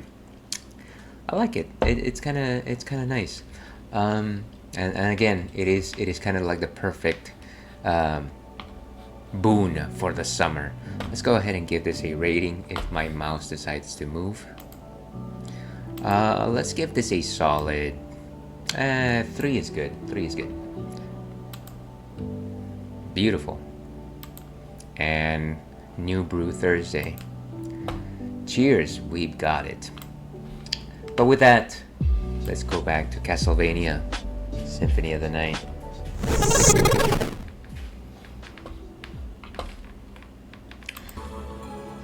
Okay, so we were trying to make our way to the other side of the castle. Specifically, if we look at the map over here. Let me see. Yeah, so we're trying to go to this little alcove over here. There's definitely a top there. And I think it's like the result of a secret passage, not package. And let's see if we can actually make it there.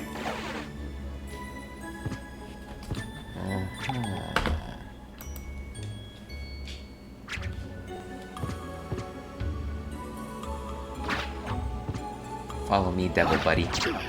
Ah, come on. So much recoil.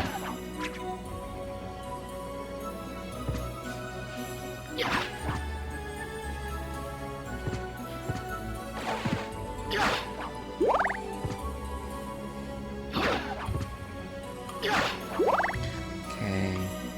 Just need to keep going to the next room.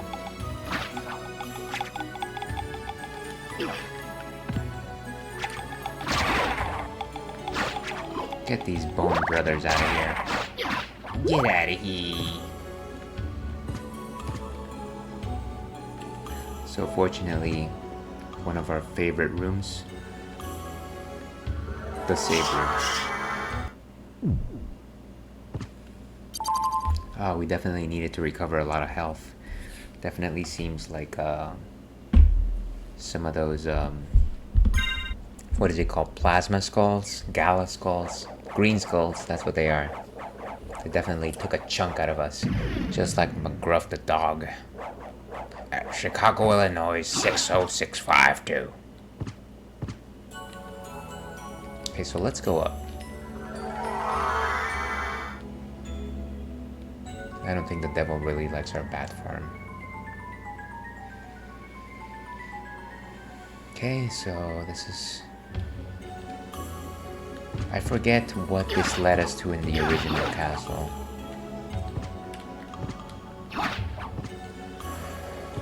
Okay. I just hope it's not a boss. Please don't let it be a boss.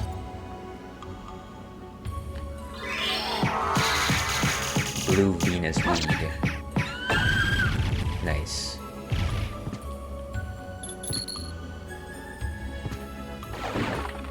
And there's a little alcove here. Nothing particularly interesting.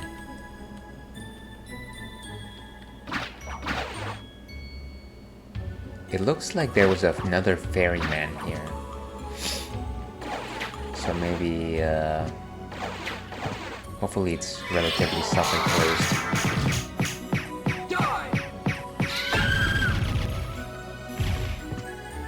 I am really digging that power.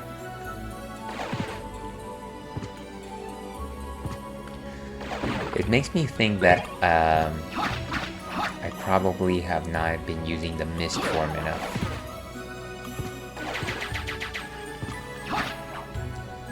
And I think the mist form it actually syncs up with the ghost familiar, which I haven't powered up at all. I don't think that I'm gonna change my mind on that. Ah, this thing. This little hedgehog. Come on, what do you... Elixir. They don't even recoil when you beat them up. And I kind of just hate the fact that that part of the map is not checking off as having been visited. So it's a very completionist attitude.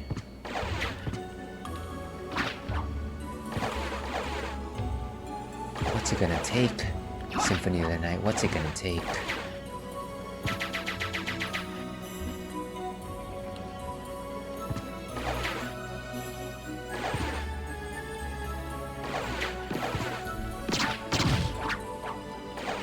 So many cave trolls. They're trolling.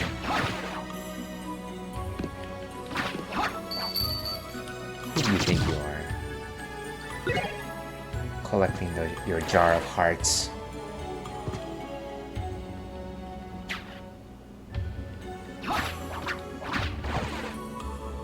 Okay, so maybe slashing a lot. Committing to a number of actions.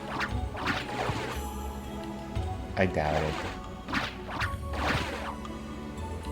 Yeah, it's not really... That's obnoxious.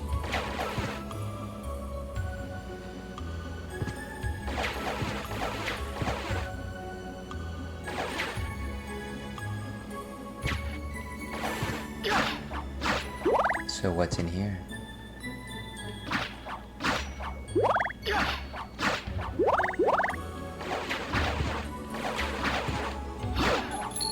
Money. Ooh, what is this?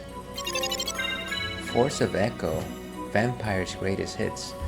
So what does this do exactly?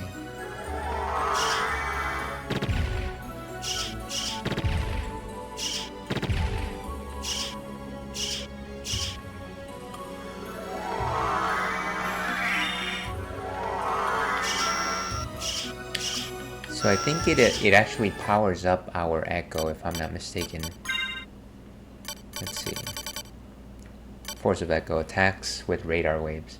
So I guess if I ever decide to use the radar waves again, which unlikely, it will actually have some power.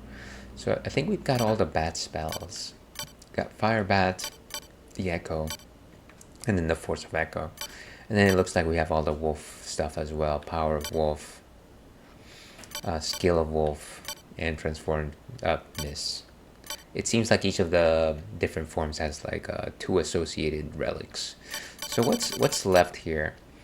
I think there's like one more fairy card that I have to collect. And actually, I guess now that I'm thinking about it, let me find where it is. Fairy card. Fairy familiar. kind of the End Demon and the Fairy card. Let's see, the End Demon and Fairy familiars are only in Japanese version of Symphony Net and the version of which is based blah blah blah. They were highly similar. The End Demon is Japanese pop culture issue, blah blah blah. Basically, they seem pointless. Is in the long library. Go to the master librarian's room, run right until you find a room with a grand stairway. From here, turn to a bat, fly into the uppermost part of the room. Turn left until you find a room. If done, you'll enter a small room with a fairy card, anti-venom, and a potion. Okay.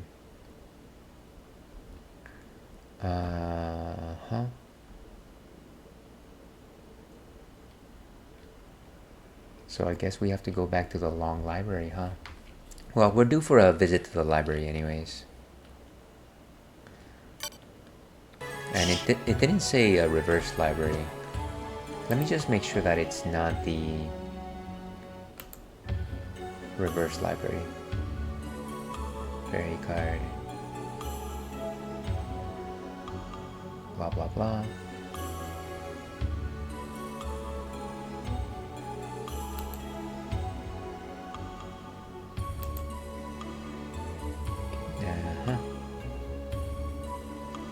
Fairy card.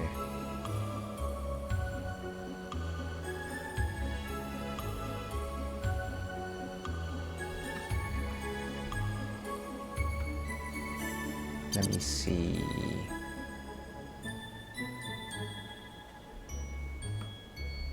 Fairy card.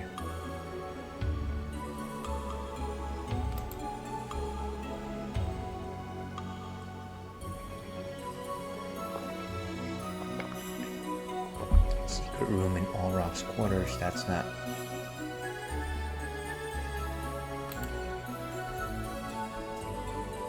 Okay, let me watch this quick video right now. In fact, let me let you enjoy it too. Let's go check it out. So that is the library. I can confirm that.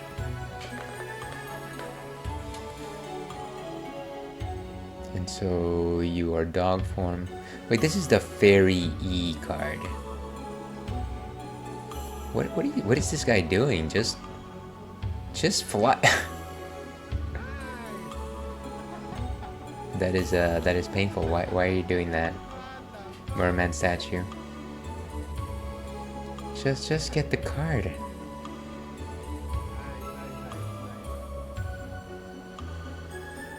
You didn't do the thing that you said you would.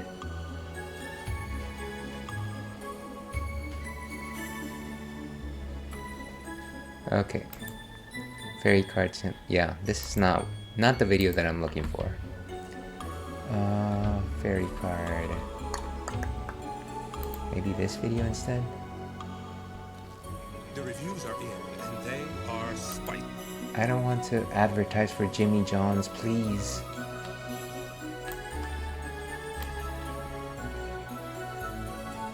Ooh, there you go.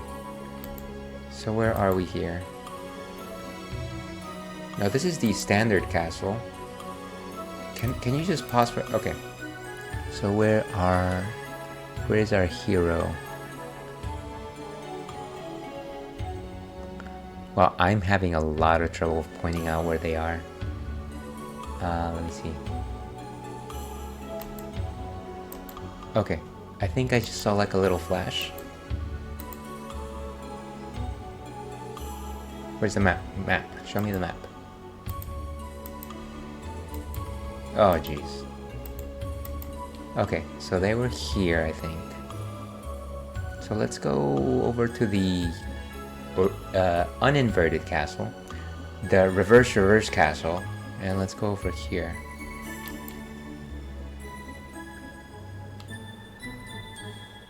Okay, and I think we got it. Gonna go over there, and that's what we want. W5, which was what we wanted. But before I go, I'm gonna try to get those roof spots.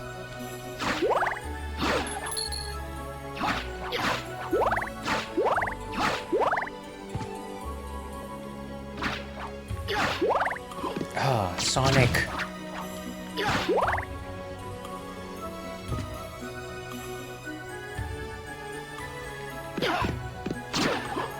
You guys just don't know when to quit.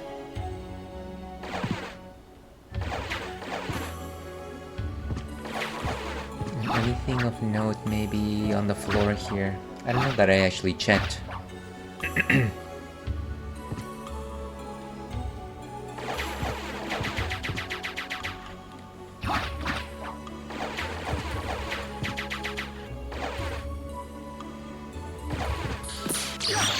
Jeez.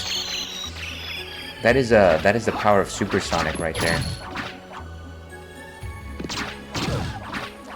I kind of find it funny that at least in the reverse castle, I've encountered a number of enemies that if you let them be, they'll just essentially power up Super Saiyan style and just like do something crazy.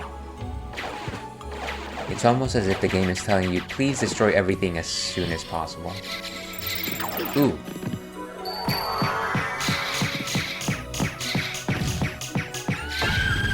Down she goes.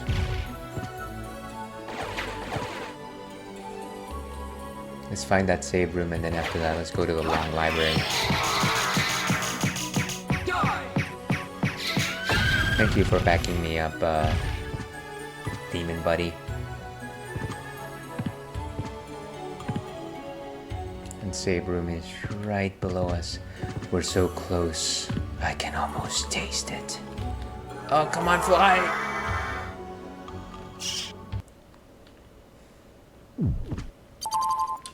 Beautiful.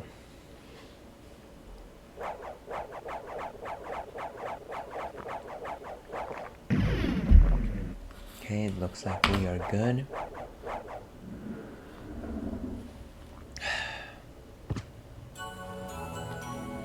So yeah, I think what we're gonna do is maybe let's go over here before we...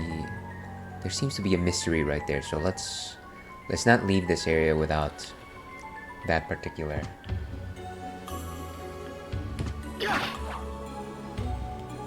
And of course, we just fall. I went down the wrong chute, everyone. Because of course I did.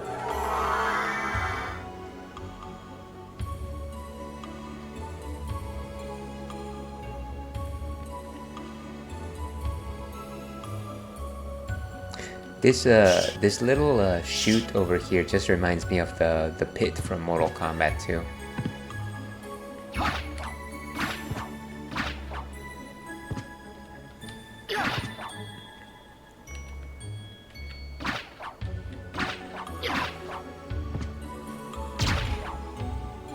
Get away from these spores. Gotta get away from these spores.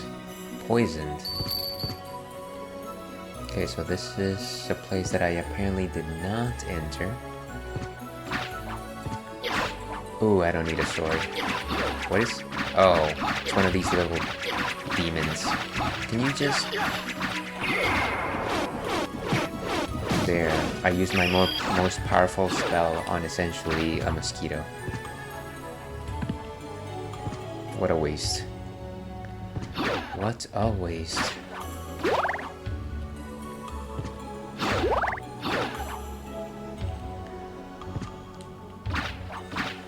Okay, so what's the new bit here? Ooh, a ring. Opal. So, some cash. Which works, because we are going to the library. Hopefully and spend some money. So yeah, let's, from here we go to the library. Ooh, yeah. Let's use our library card. Which we have to equip for some reason. Let's see, where is that? It would be nice to just use things directly from your menu.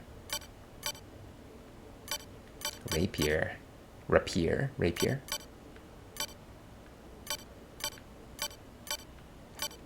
Okay, here it is.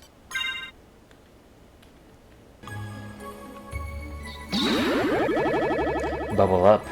Every time you have this warp, it just sounds like a bubbly sound. You know what I mean, bubbly? Just a second here, folks. Getting some notifications.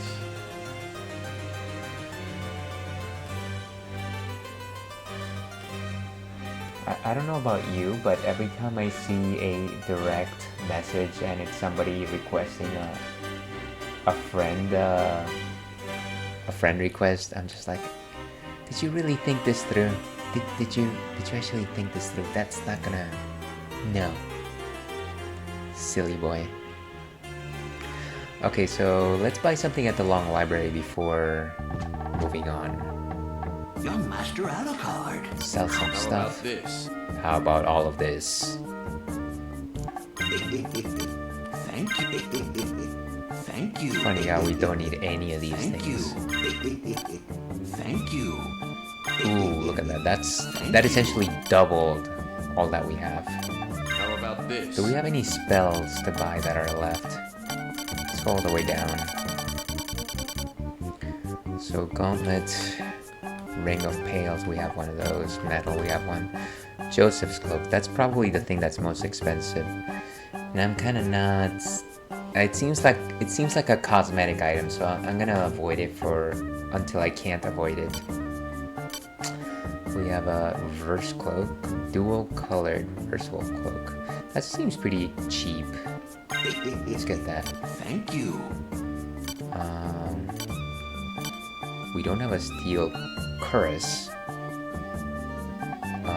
but it costs 4,000, so maybe not. Increases in... We don't have a silver crown yet, huh? Intelligence +2. That's actually pretty good. Leather hat. We don't have that. Or a hat. Or a hat. The sword named Harbor. Interesting. So it gives us 73 attack. Let me actually put on the Alucard sword just to compare.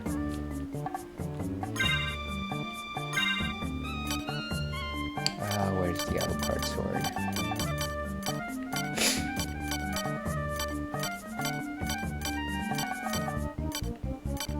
And of course it's all the way to the bottom.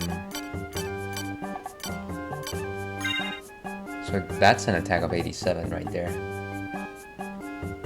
Young Master Alucard. So I don't really know that we're gonna get much mileage out of that new sword. Cross Shuriken. We have one, and one is enough. Damascus sword. We've got a firebrand, we got an ice brand, and we've got a lightning brand. The sword named Harper. So it actually decreases both our attack and defense, so I don't really think that it's really worth it. I might get the circlet. Oh, actually, intelligence -5. Oh, we do have one, never mind. Silver crown, this is what I was looking for. Let's buy this. Thank you. Yeah, you're welcome. I'm sure you are cheating me out of something. Sell gem, tactics. Let me see if I can buy some more How about potions. this? In terms of potions, ooh, restores all HP, and I've got 4 of these already. About half. I wonder how they make that calculation. It's like, oh, by the time you're buying this, you must be around level 30, so about half of that you're gonna get back. I don't like that. Let's buy one more elixir. Thank you. And one more of those. Thank you. Okay, let's go find that fairy card. So, by my estimation, we have to go all the way over here. And honestly, there's not many good warps. Maybe this one right here might be our best bet. So let's try to go over there.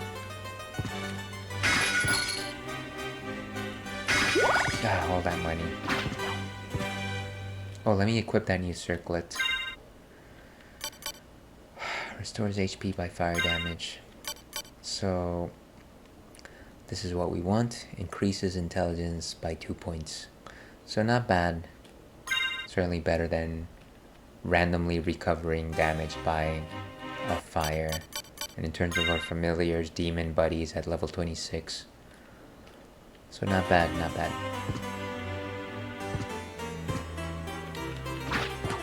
are these books?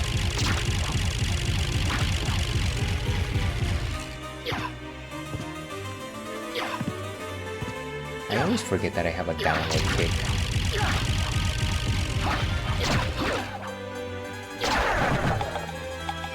I'm just cutting these guys like butter at this point.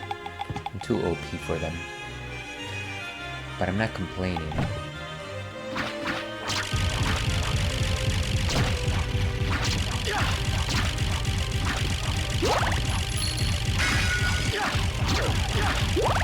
Here's wondering if I were to challenge the final boss right now, if I would already be in great standing. And of course nothing can really curse me anymore because I've got all 5 pieces of Exodia. I mean Vlad. Vlad.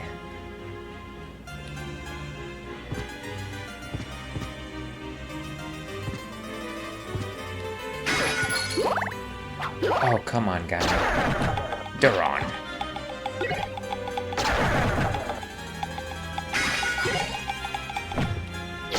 I wish I could sell a lot of these things that I will never use, like the curse potions.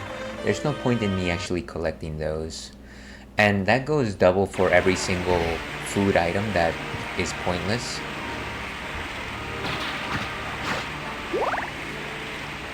Donkey Kong.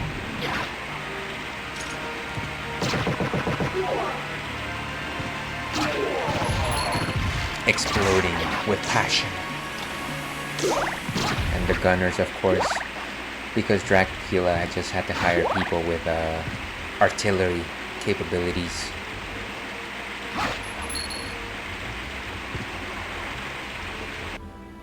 Okay, let's go. Let's mosey on over.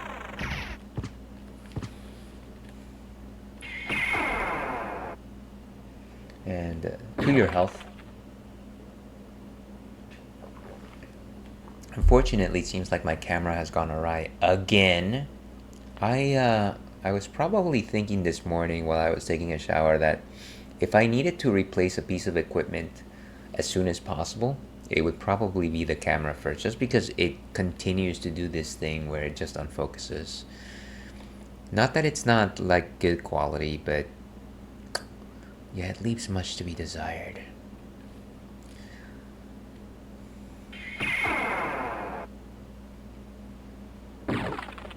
Where are we? Yeah, I think this is the one.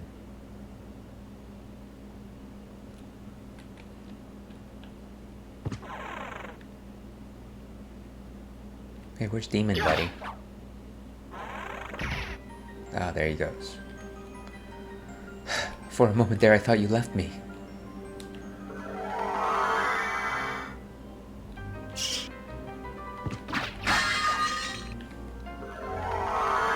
I don't really remember exploring this chute the first time around.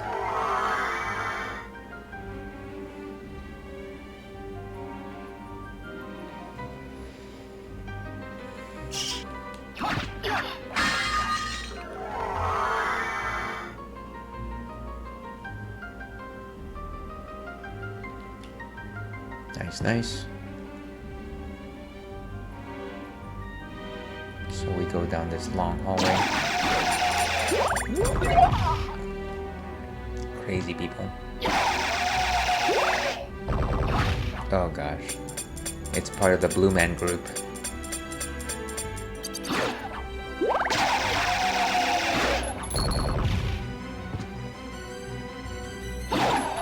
Yeah, and so what I meant when I was talking about the screams in this game, there's just way too many characters in this game that just like scream like crazy.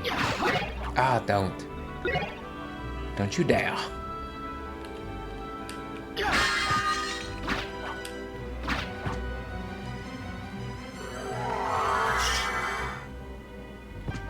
Where's the save room? Ah, it's below us.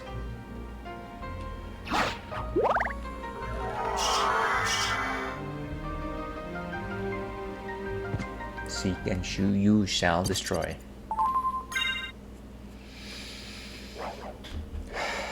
Looks like we're doing good. We're doing good.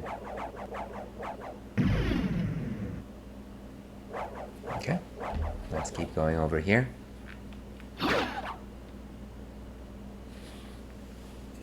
Ah, my ears are in disagreement today.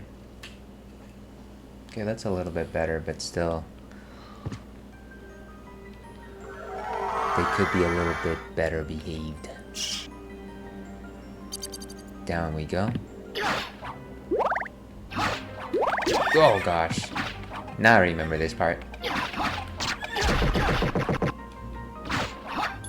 The Valhalla Knights are essentially the Castlevania equivalents of Red Turtles in Super Mario Brothers. Oh gosh.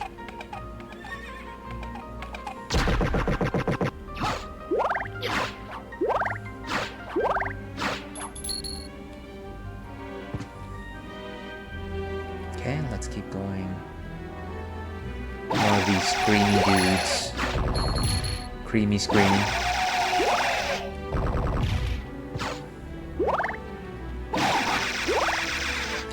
And as with the other extra familiar, it seems like I'm going to find this one in a very unusual location that is not signified by anything. And the way that I read it, it seems like these familiars were simply added to the Japanese version of the game.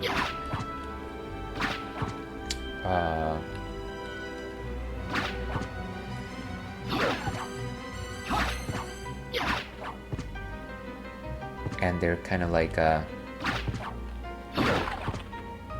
small added things that are like cultural references. Like the end demon is supposed to be there, the fairy card. I think that is it for all of the relics. Let's check it out. Okay. So we got a fairy and a fairy.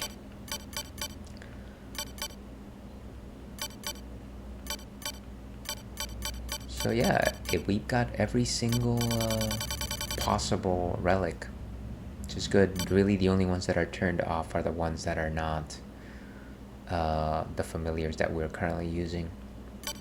Everything else seems on, so we've got as many abilities as we need. We've also got all the magic spells. So good. So let's get out of here. Let's go back to the reverse castle. That was an interesting detour.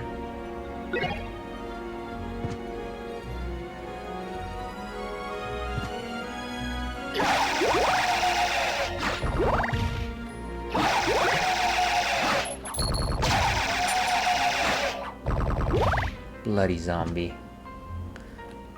Bloody bloke.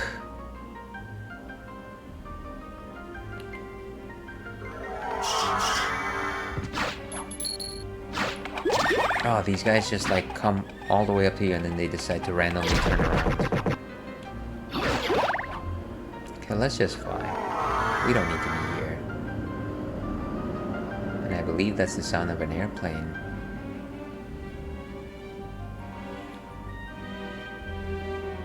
Flying awfully close.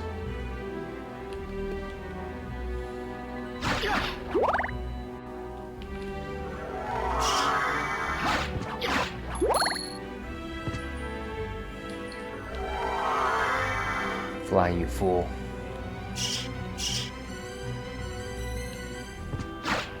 Oh, come on.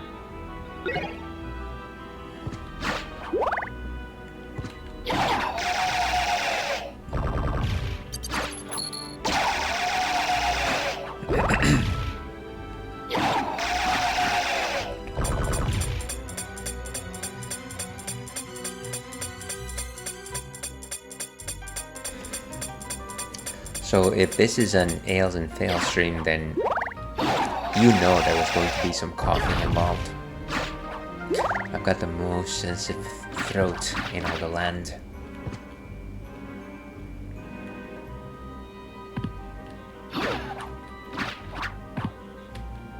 Okay, let's warp out.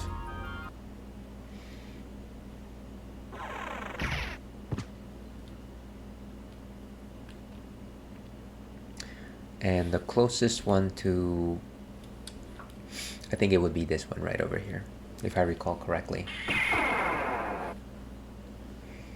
And as usual, even though this is a drinks-friendly stream, I highly advise that you consider drinking water and staying hydrated, because we want to avoid the deleterious effects of alcohol poisoning and similar states of incapacity. Water not only helps you stabilize your metabolics, but it also helps refresh your palate. So drink up.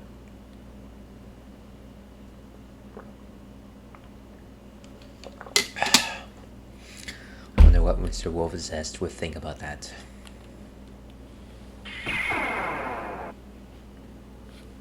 In just a second here. Okay. Not here.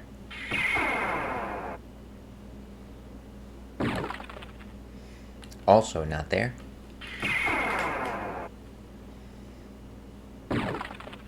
Okay. There she blows.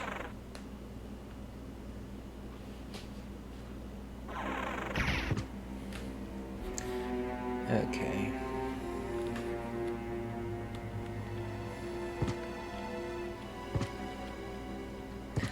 And I remember the feelings that I had when I first stepped into this area of the castle, because it was very evident to me that I had been here before, due to the fact that, you know, the opening of this game actually shows you this area. So I was like, oh, I'm gonna face Dracula, or whatever the final monster is. You can probably go back to those bots, but yeah, I very much just avoided it up until the moment that I knew that I had nothing more to do in the original castle. Let's go! Bubble up.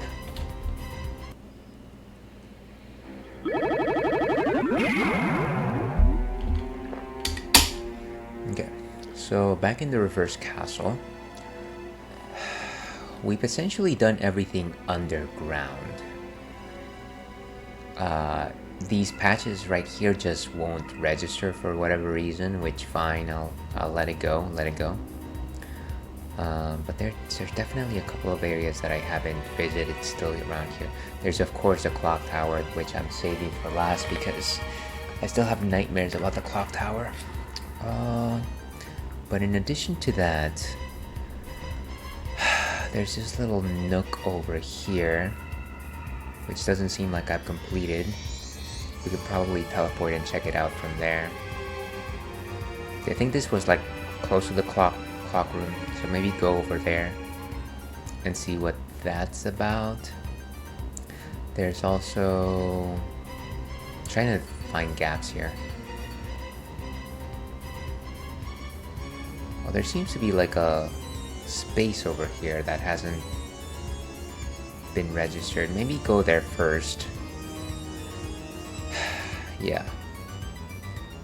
Maybe go there, then go to this area, including the clock tower, and then do the center of the castle, because the spoilers abound. I think that's where our final goal is. So let's go over here first. Yeah, let's do that.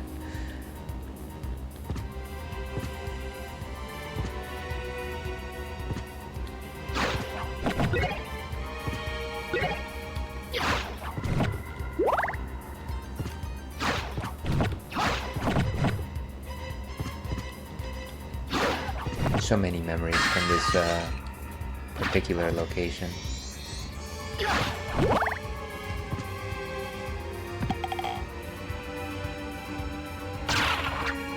Yorick.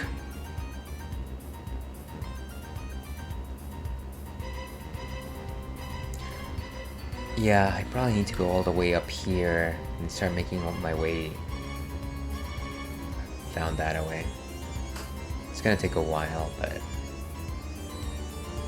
I don't see any good shortcuts. Maybe teleport over here, actually. That might actually make the most sense. And I can just move down a couple rooms. So let's do that.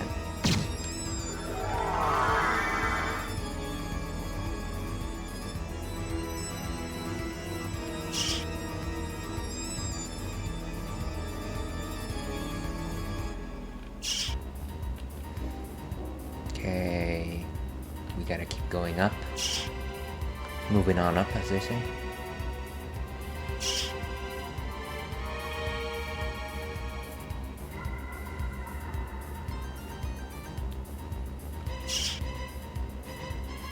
Okay.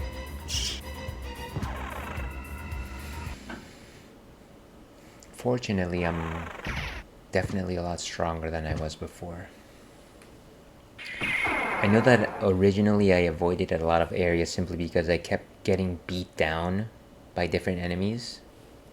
But I think that at this point, I gotta be at the very least stronger than most people going through this area the first time around.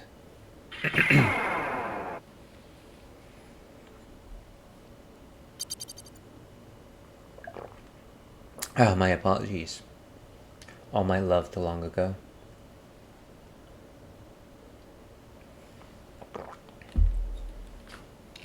Okay. So I think we're in the right section. Let's go ahead and find that save point before we actually hit that area.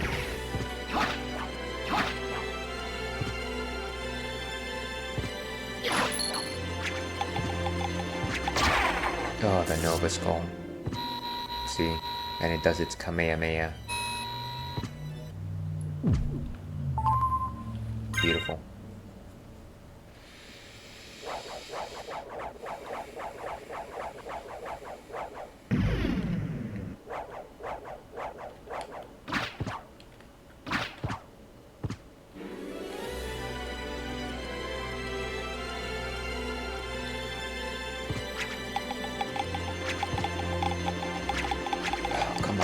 Skelly Skellington. I find it really funny that the game chooses to overplay the sound of bouncing bones, as opposed to just grabbing one soundbite, playing it, and letting the other ones disappear. Oh, I remember this. Wow. These guys are tough. And the big guys go down way easier. Got down with some hot soup. I like that the little demon is picking on it. Okay, so where are we here? Yeah, I think we go down.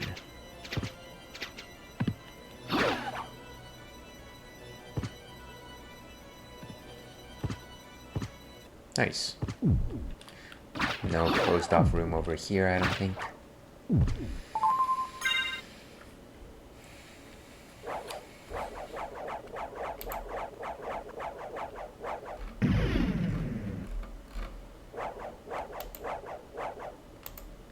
Okay. So now we go down the chute.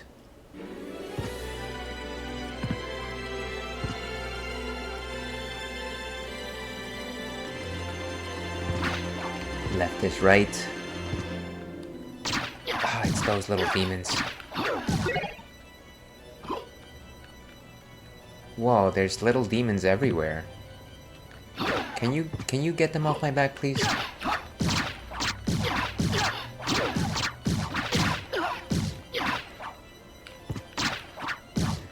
Okay, good.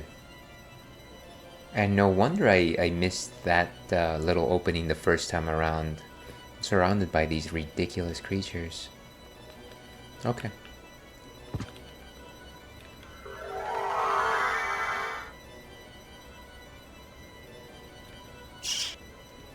Kind of funny that some of these just seem like they're openings, but they really aren't. What is this? Goddess shield. Nice, so a new shield. I can't imagine that it is any stronger than the Alucard shield, but let's see. It is 1 point less of a defense. We don't. I guess we don't need it. Nice to collect though. A nice collect. Okay, so now that we've explored that, let's see where else we're missing. I really feel like it's just this area over here and in the center of the map. So let's go and do that. Let's go over there. Oh, of course.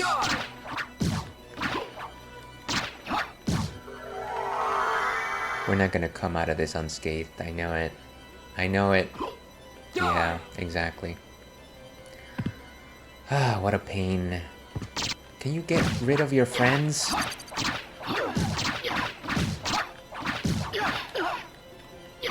Like, I don't want to sound like a buzzkill, but you know, your friends are not really the best people. Sometimes you gotta be aware of the fact that maybe your friends don't really gel.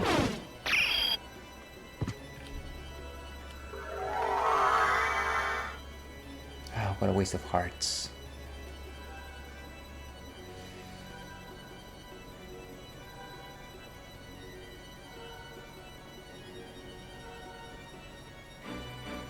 Don't you even... Oh, come on! Why am I not being protected? Ugh. Okay. So absurd.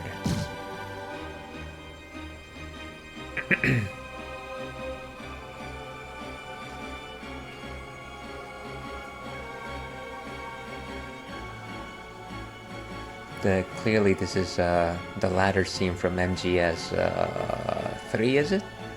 I think it's 3. Or is it 4? I think it's 4. Okay. Wow.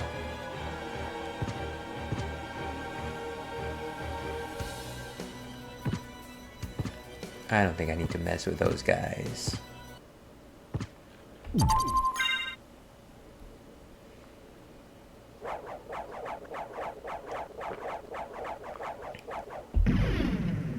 Okay, let's keep going over here.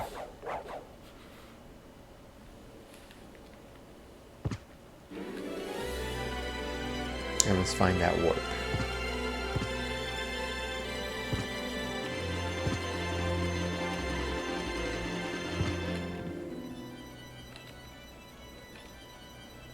Beautiful. Come on down. How dare you? He just keeps walking even though I've destroyed him.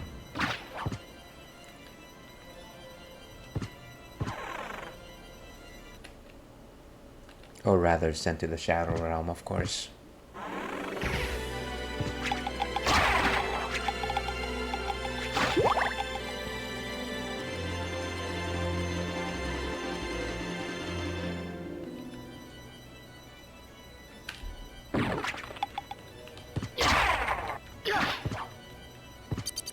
Blast you, Skelly.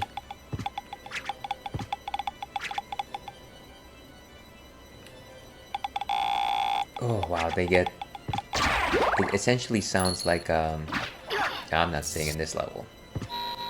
Those things are ridiculous.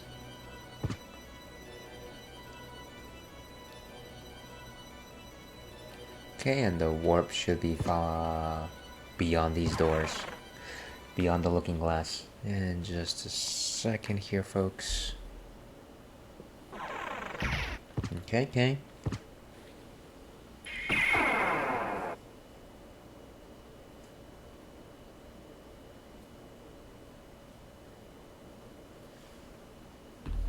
Okay, where are we? No, don't teleport again. We didn't even check.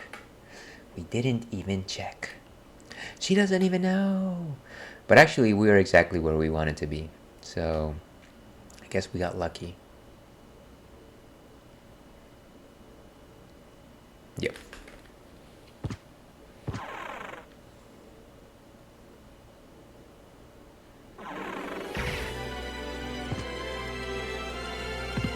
Alright, these skulls that are really indestructible.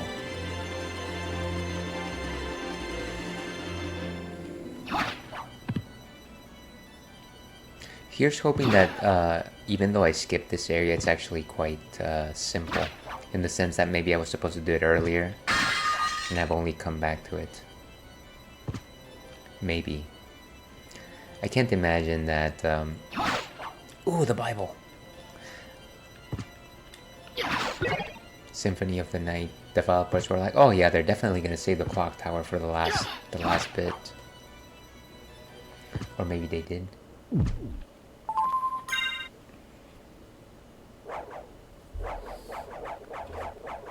It's like, nobody likes the clock tower, of course they're gonna save it for the last part.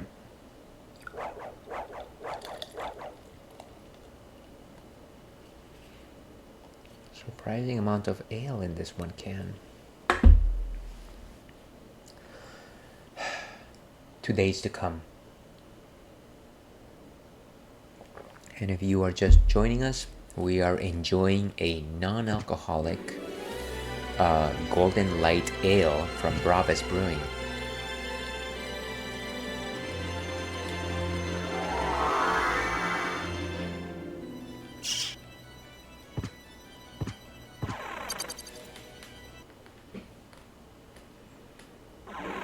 Okay. So yeah, this is definitely unexplored.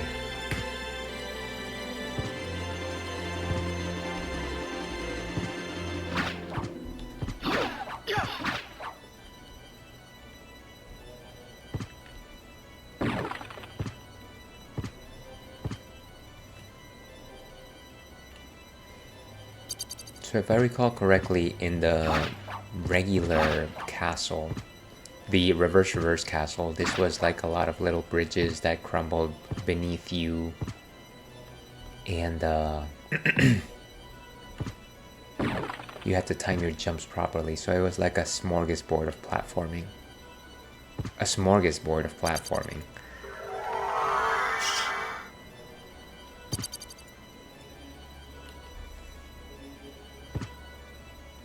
Kinda weird that there's not that many enemies so far. Kinda weird. Makes me just a bit tense.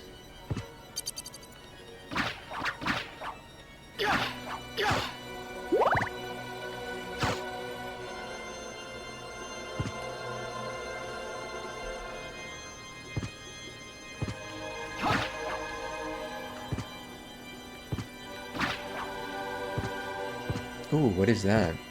Oh, it's one of those coins. Karma Kramer coins. You know, the ones that I never use. Because, you know, just in case there's a very good situation to use all 10 of them. Just in case.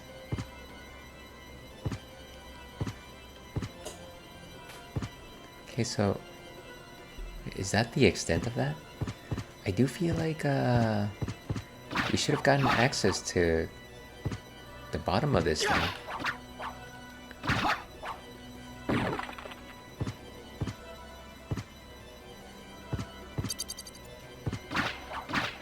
Interesting. We might not be able to access that until later. I feel like there was only one door on the far right to the top. To the top. No, wait, there's an opening right here.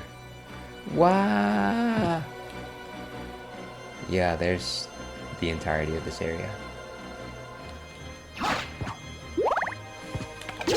It's certainly a good thing that there was a ceiling here, because otherwise we would have fallen to outer space, obviously. Man, these guys just... can you get them?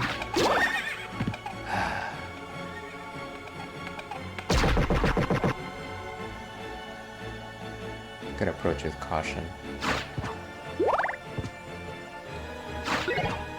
Now, why those guys are there, it's a mystery to everyone.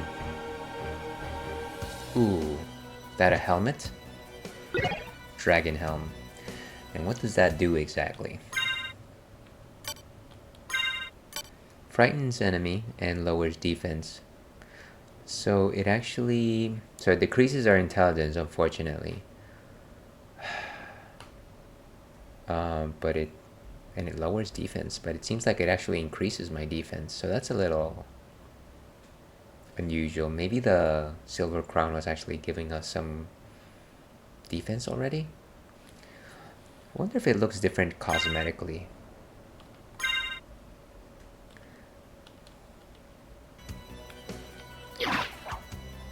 Let's try it out with whoever's out there.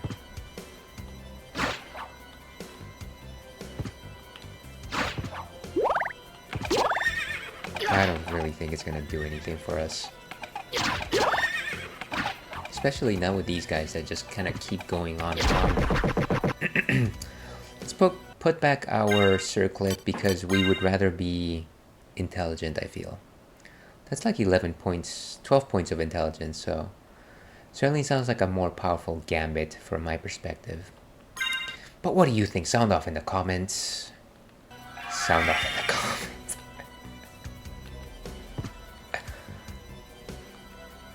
Okay.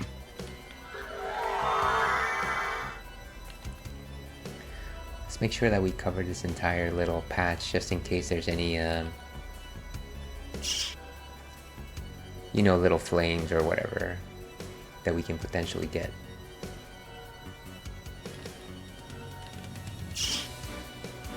Ooh, some stuff. Strong potion, luminous, and smart potion. Money. Not really that important. Let's see what that sword is like though. It looked like a sword forged by elves. It lowers our attack. I don't think it's really worth it. I'm sure that it has some crazy, unique, powerful attack, but you know what? I think we're good. I think we're good. It's fine. Okay. Let's keep going.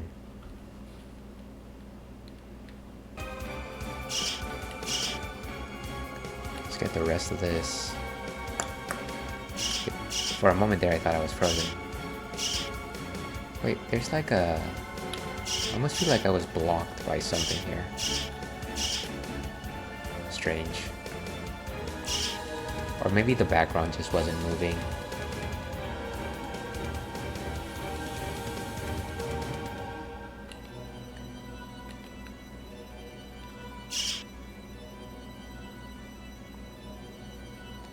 And like I said, I kind of just really want to make clear that I explored this area in the map.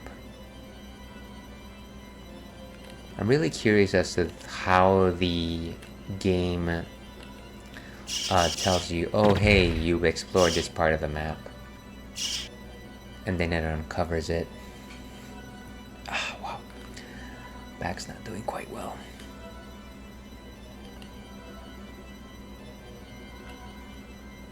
So let me go back all the way to the quote-unquote ceiling, see if there's anything in particular.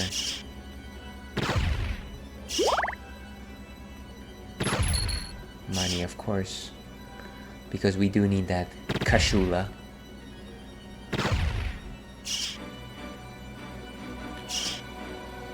And I had already been here. That's just that other weapon. Don't really need it. And we're gonna be greeted by the Valhalla Knights, aren't we?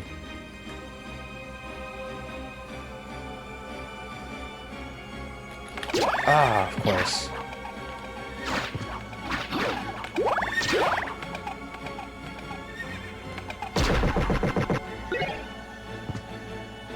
They gave me a sword.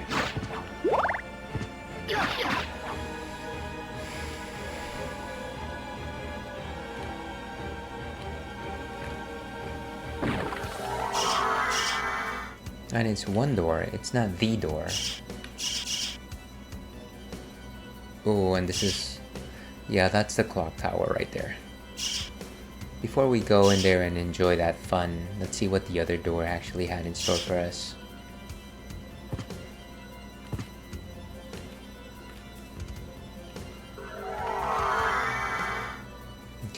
let's check this out. It was more... Okay, so if I recall, there was a particular item that allowed me not to become a stone.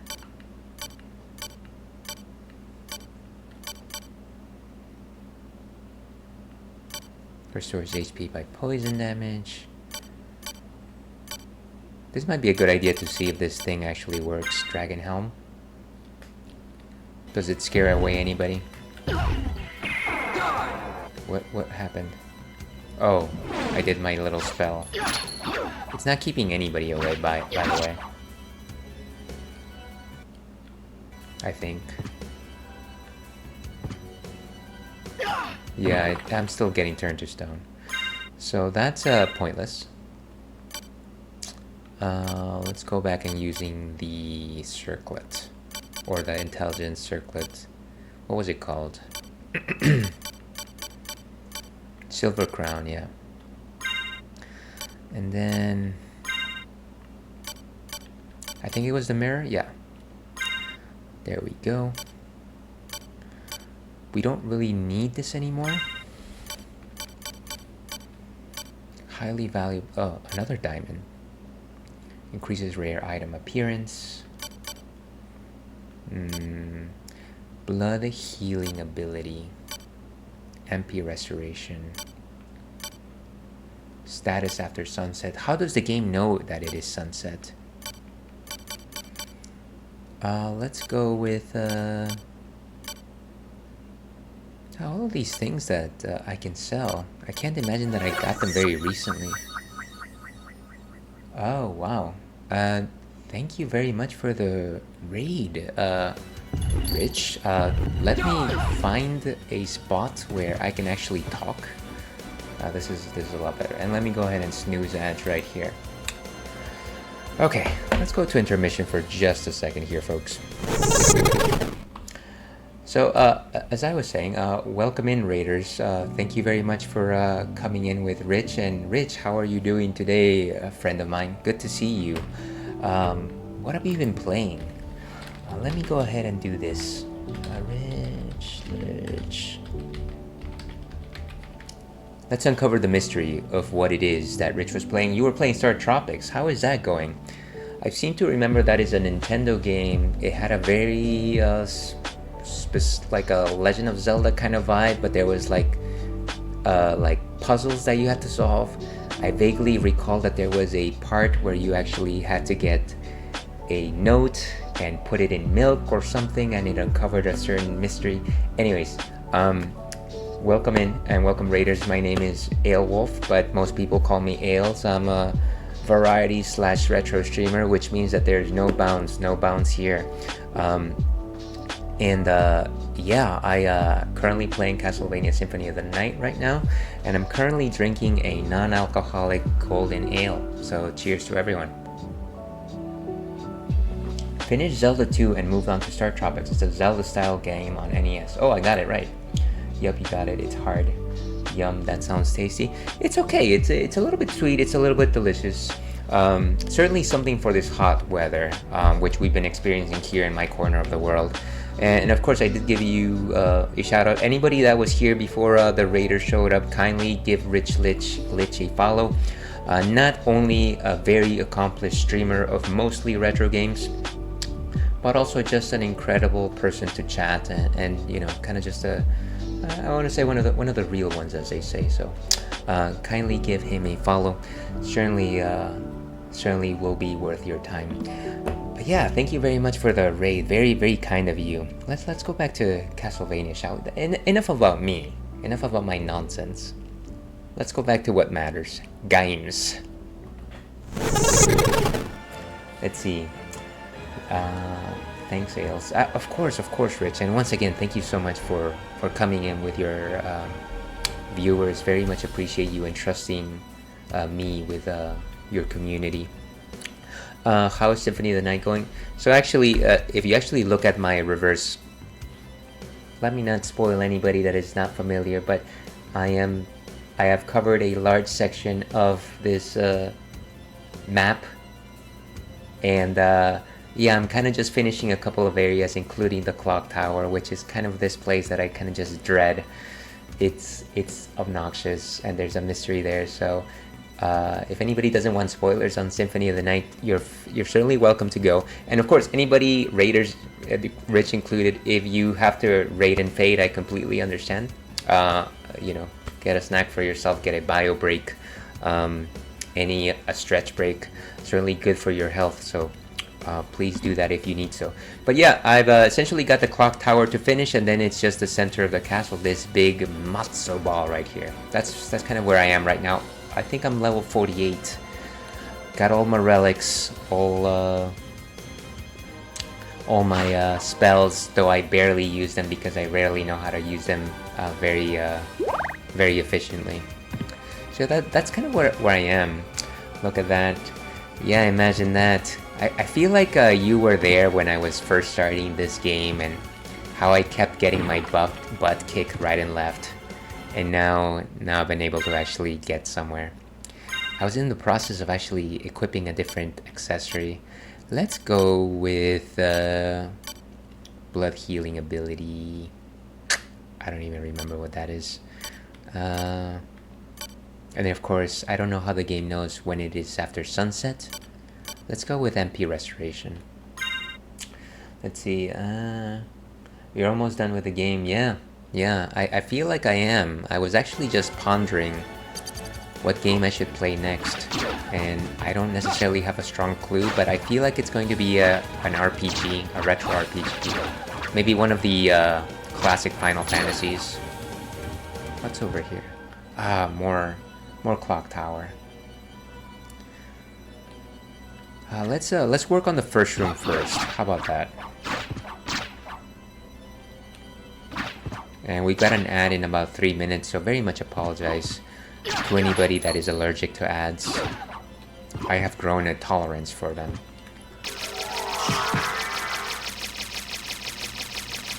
Yash! Like that guy in Star Fox 64 used to say, "These guys are crazy!" Cool, I'm excited for a retro RPG. Yeah, you know, I was actually thinking of potentially doing my favorite Final Fantasy, which happens to be Final Fantasy VIII. And it's also just a game that I haven't played in a very, very long time. I kind of just feel like I need to remember what I loved so much about that game, because at this point it's like in a pedestal in my mind. And maybe it's time that I refresh the thought of that. Oh, come on, you threw me all the way back. Why'd you do that?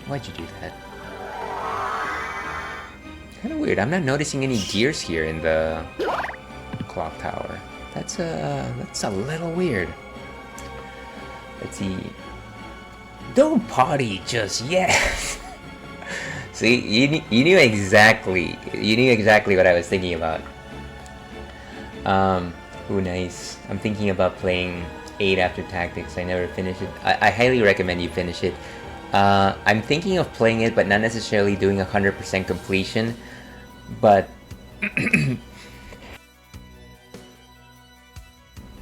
there's never been a time that I've played Final Fantasy VIII and I haven't desired to do 100%. So I might fall into that trapping, and it might take me a while. Who knows? But yeah, that would be cool to play that one. Let's see. I love that game. Yeah, I love the quotes. The quotes just live rent-free in my mind. And as somebody once said, at least I'm safe inside my mind. Okay, I don't think there's any special like tricks in here. Let's keep going. It's kind of surprising. I thought that we were gonna have to go through another puzzle with the gears, but doesn't seem like it. And you know what? That's okay, because I hated that puzzle. Can you just please just let me exist? Why are you here? Flamberge. Let's see. Just what I needed. Star Wolf.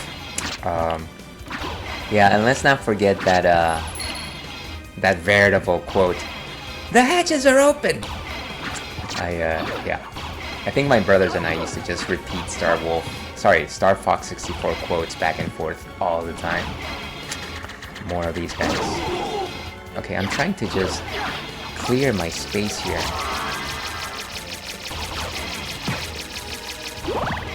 Hopefully there's no more. No, give me back my Bible. Ugh. Oh, lovely. I'm gonna lose my Bible, aren't I? I lost my Bible. Why must you do this to me? Okay, there's gears there. Yeah, there's a puzzle here. Okay, but I think that's all of them.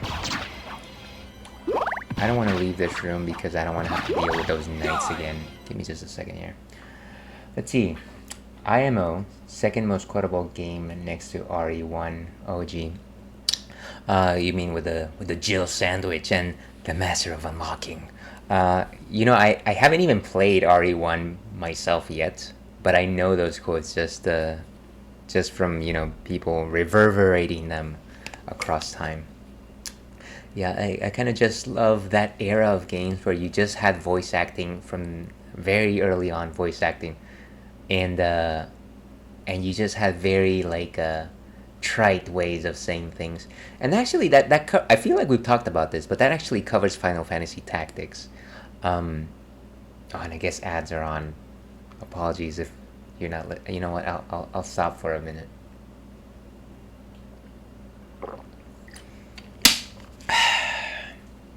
Okay.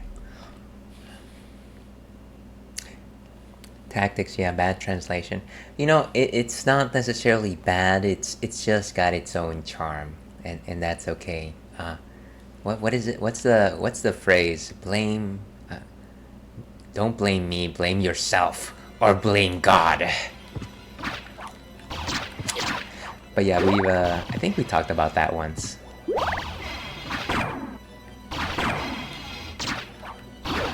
Gotta listen for the... Oh, come on. It's gonna drop me all the way down, isn't it? I know there's 2 gears here, so let's work on this one first.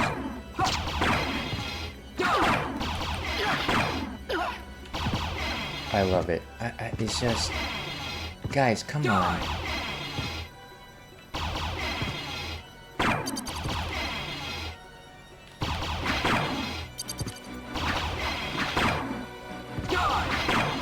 Wow.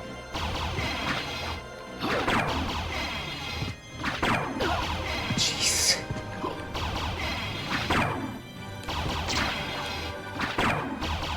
Why would they put... Okay, clicked. Clicked, just like that Will Smith movie. Okay. Alright, let's see. That line goes too hard. Yeah, you know, there's definitely been times where I've been tempted to use it in real life, but nobody would get it. I would be mocked. Just like had I said anything else anyways. That satisfying click sound, yeah, it's cathartic. It's very stimulating. But yeah, I kind of just hate this room.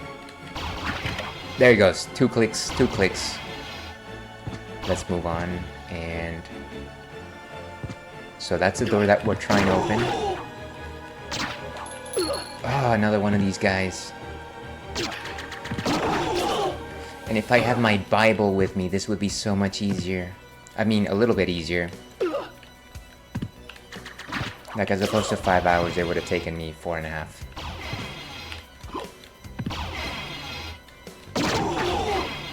But of course I had to get Santa water instead. Everyone loves this room. Clearly we all need to have like a... What do you call it? A therapy group of people that have enjoyed this room before. Come on, guys. just let me through. It's so easy. Okay, that's one. Beautiful. I can't even stand on the thing.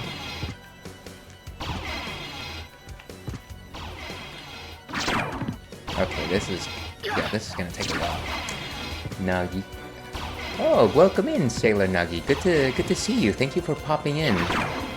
I apologize that you have encountered me during this very difficult moment of duress. I don't know if you're familiar with Castlevania Symphony of the Night. Very, very great game, very wonderful. But yeah, this room kind of just breaks me. Let me actually hold a thought here. Let's see. Let me catch up on chat. Cha. Gotta play this game. Absolutely agree. I've been really interested. I have it actually on the Switch. I completely agree. You should definitely play this one, Nuggy. I love Bloodstain. I actually have Bloodstain, but I haven't played it yet because I felt like it's a more later down the line Castlevania, and so here's me and my very silly, very melodramatic way of approaching games.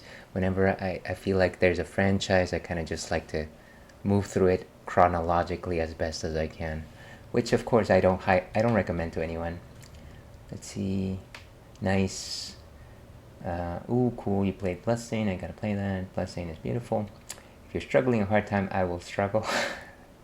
It's made by someone who worked on Castlevania. I don't know, but it's not made by the same people.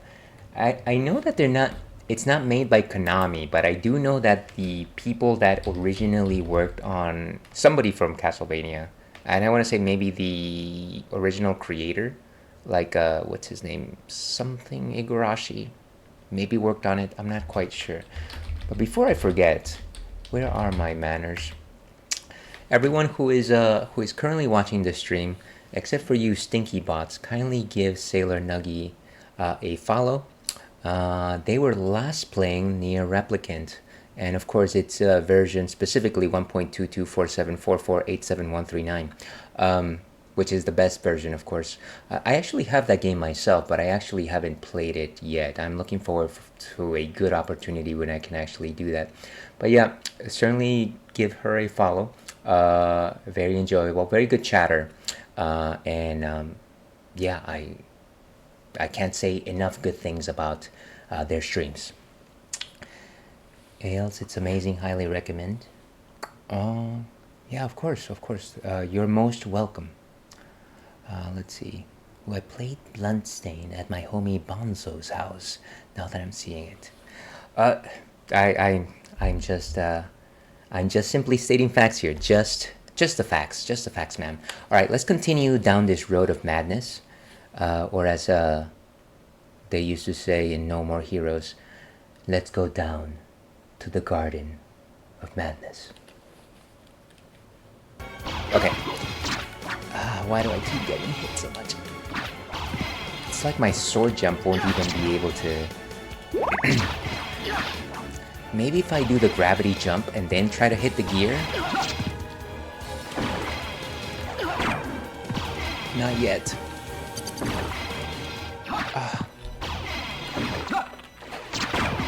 Okay, not yet. Okay, click. Everyone heard that? One more. These guys. Save me, California. Hopefully if they come down here, I'll be able to better address their needs.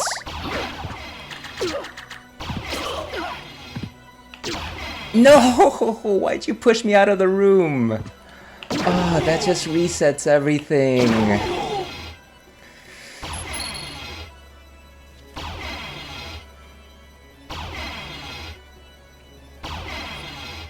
We live to fight another day. Alright, let's see. Let me catch up on chat while I have my sanity. Ales is the best. I'm okay. You certainly extol my virtues, of which there are very few. Let's see. It was fun. Only played it for 10 minutes. Haven't finished it. I like the MC. She's cool. Google. There is a lot of good things to play out there. Highly agree. Okay. I hope to goodness that maybe, just maybe, that final click still registered. But I don't know.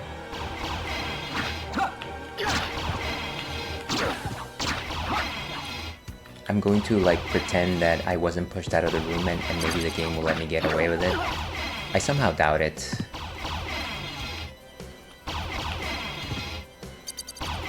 Why is there so much junk here?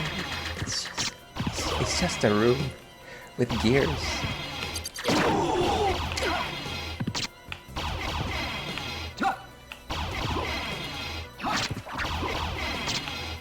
Alright. Like Matthew McConaughey once said. Jeez.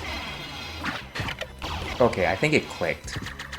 So, given that everything has clicked last time I heard it, I'm gonna try to go to the other room. And let's see if it'll actually do anything for me. Why can't you just go into the shadow realm? Oh, wow. This is... Sorry, folks, and I know I gotta catch up here. Fly, you fools. No, don't. Okay.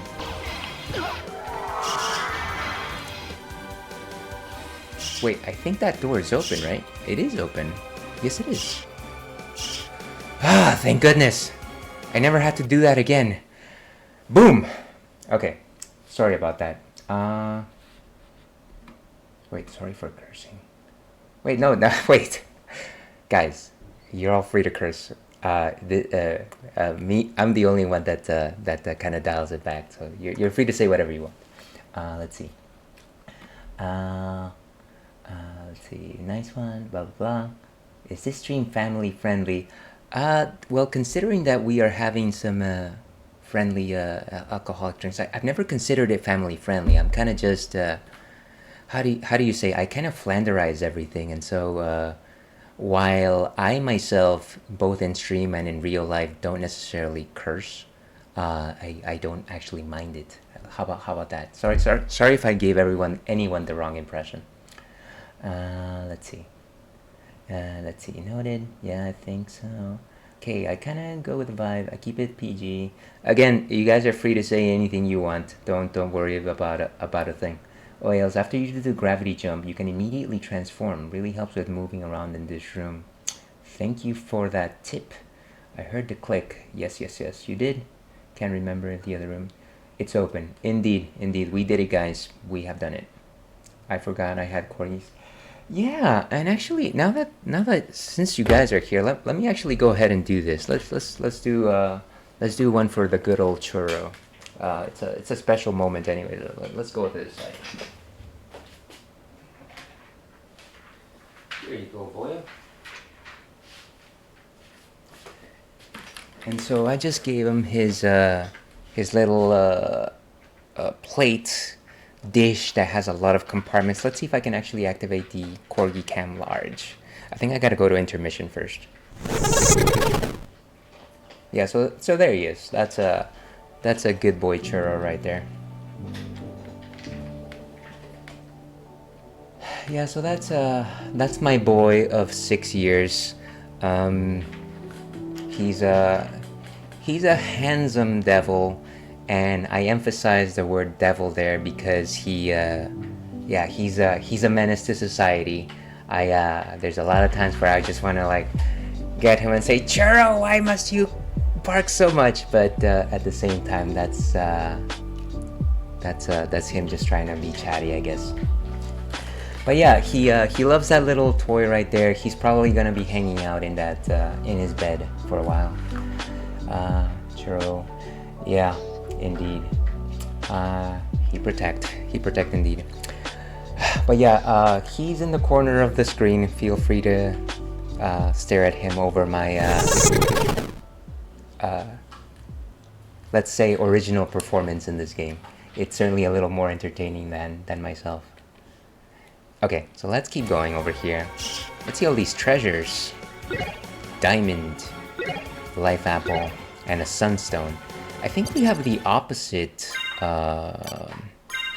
So we have a sunstone, improved status after sunrise. And then we have something that is like improves after sunset, if I'm not mistaken. Wow, defense plus 15. That's actually quite good. It's Moonstone, improved status after sunset. So here's me wondering, if I were both the Moonstone and the Sunstone at the same time, will I just be improved the entire time? I don't know. You be the judge. Let's see, I feel guilty for getting upset with my pups for barking too like their dogs. It's what they do. Yeah, I absolutely agree. And, you know, real moment here. I feel like one of the things that my dogs have definitely taught me is just the idea of being a little more patient with, you know, creatures that, you know, it's not any fault of their own that they've come to live with us. In fact, it was my choosing that they live with us. And so I should, at the very least, understand how they are and you know, certainly try to train them in the best way possible that I can, but at the same time, not expect wonders out of them. And yeah, that took me a lot to learn, especially since I come from a country where dogs aren't necessarily treated very well. So I had to unprogram a lot of that for myself. Yeah, sometimes it can be overstimulating. Same about that. I forget how these work. Animals are so pure. They do nothing out of spite or hate. Yeah, absolutely. And you know, I don't wanna trigger anybody. I don't wanna make you know, dampen the mood here. But I will say, you know, my late boy Bacon, who is up in the clouds right now. One of the things that he always used to do is just greet me hello. And yeah, not a single other person has ever done that so consistently. Anyways, stay hydrated, folks.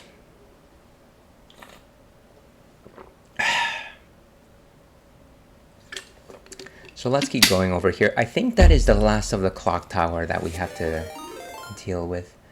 Hydrate, thank you very much for the redeem right there. Konami YY Wardo, very much appreciate the hydrate alarm there. And thank you very much for the dehydrate. Unfortunately, there's not that much dehydrating involved here, since this one happens to be... And I know things. I do know things. This one actually happens to be non-alcoholic, but I want to say maybe in about 30 minutes or so, maybe we might pick up our last drink of the night. And if there's anything about the Ales and Fails stream, is that we always finish strong. We always finish strong. But thank you very much for the redeem there.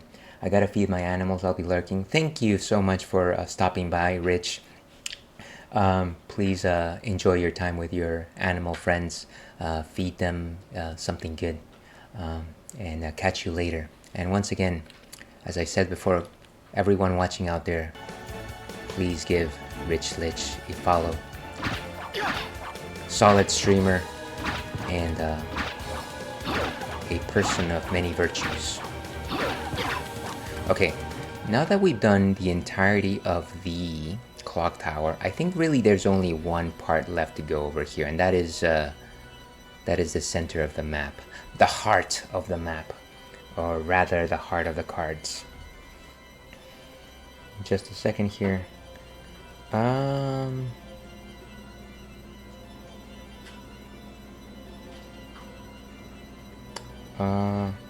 Sorry, I just I don't talk about a lot of things in my life generally, but I did just receive a notification that my little one went number 2 in daycare. So that's a development. That's a good thing.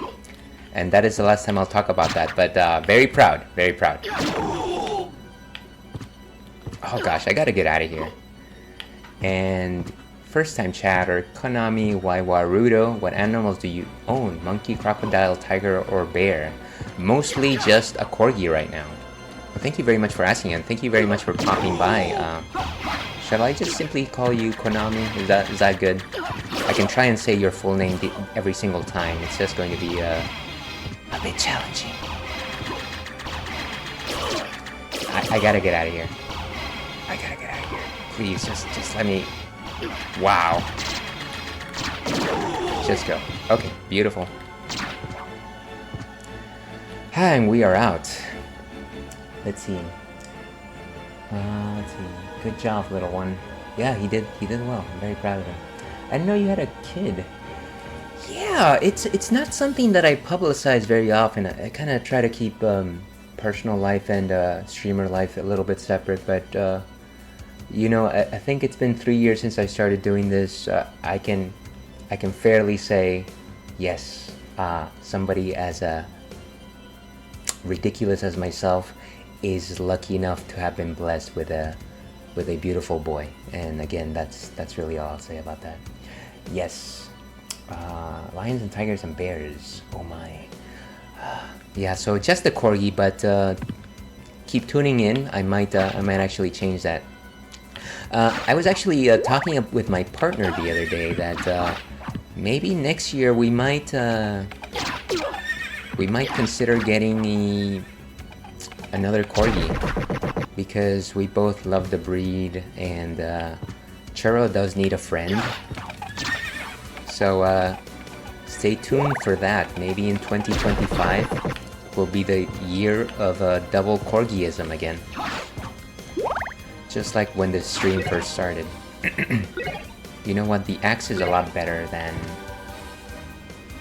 the holy water, I gotta say. Personal opinion aside. Let's see, I won't mention it if you want to keep it private. I understand wanting to keep your child from... Yeah, and you know, it's not something that I actively hide. I just choose not to mention it. And I do feel like it's the sort of thing where a lot of people just don't really want to talk about it in the first place. And that's totally fine, and that's totally okay. Even some of my closest friends are just like, you know, we don't... It's okay. And that's alright, and that's good as it is. Let's see. My aunt has 2 corgis. Oh, wonderful, wonderful. Yeah, it's just nice for them to have like a little buddy, right? And they're just like little sausages, and they're so cute when they play together. You lost one. Yeah, that. Again, I don't wanna trigger anybody with that little detail, but yeah, it was definitely a tough time for me back then. And honestly, yeah, that was last September. But yeah, a wonderful companion. He's a part of you. I don't mind either way. And I appreciate that. I very much appreciate you saying that. If there is anything that he is a part of me, and here's hoping that he is the best of me, and his mom, of course. Nice, we got a Bible again.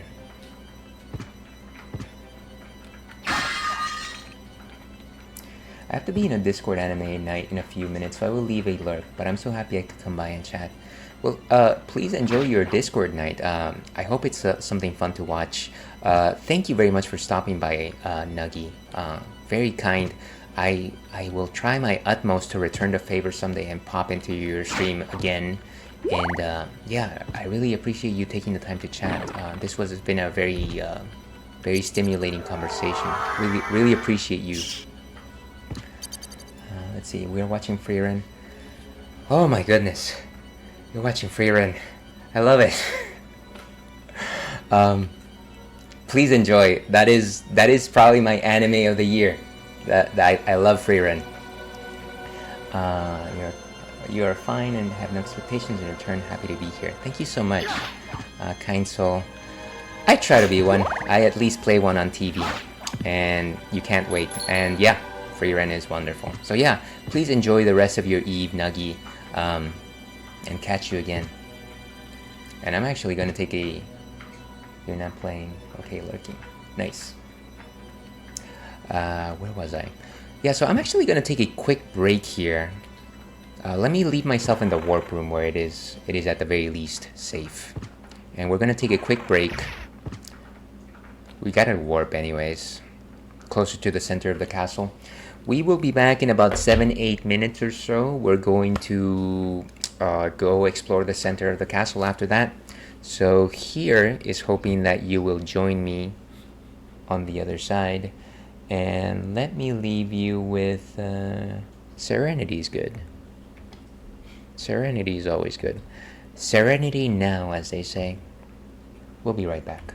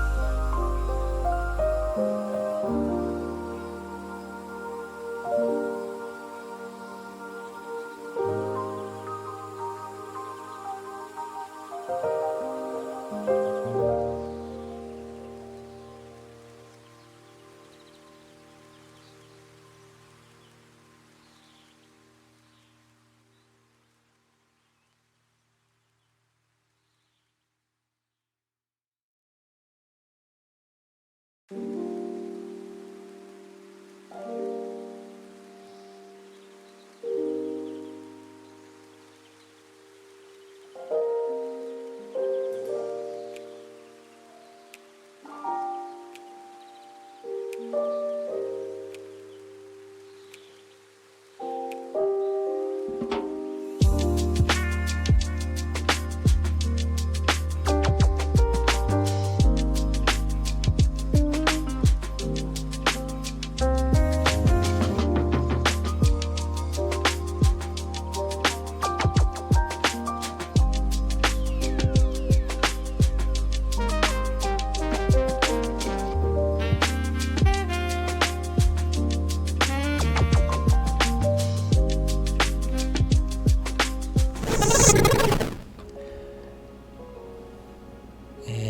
that is not what I wanted. There we go. I think the camera is a bit off. Let me go ahead and fix that. And there we go. Welcome back to the Ales and Fails stream. I'm your host, Alewolf, otherwise known as Ales, gentleman streamer, the no-throne cicerone, Beer Goggles 21, and welcome back to the Retro Ratskeller corner of the stream, where we stream retro games, persistent campaigns mostly, and we are playing Symphony of the Night. We are working our way through the reverse castle, and before we get back into the action, let's go ahead and actually talk about what's next on tap.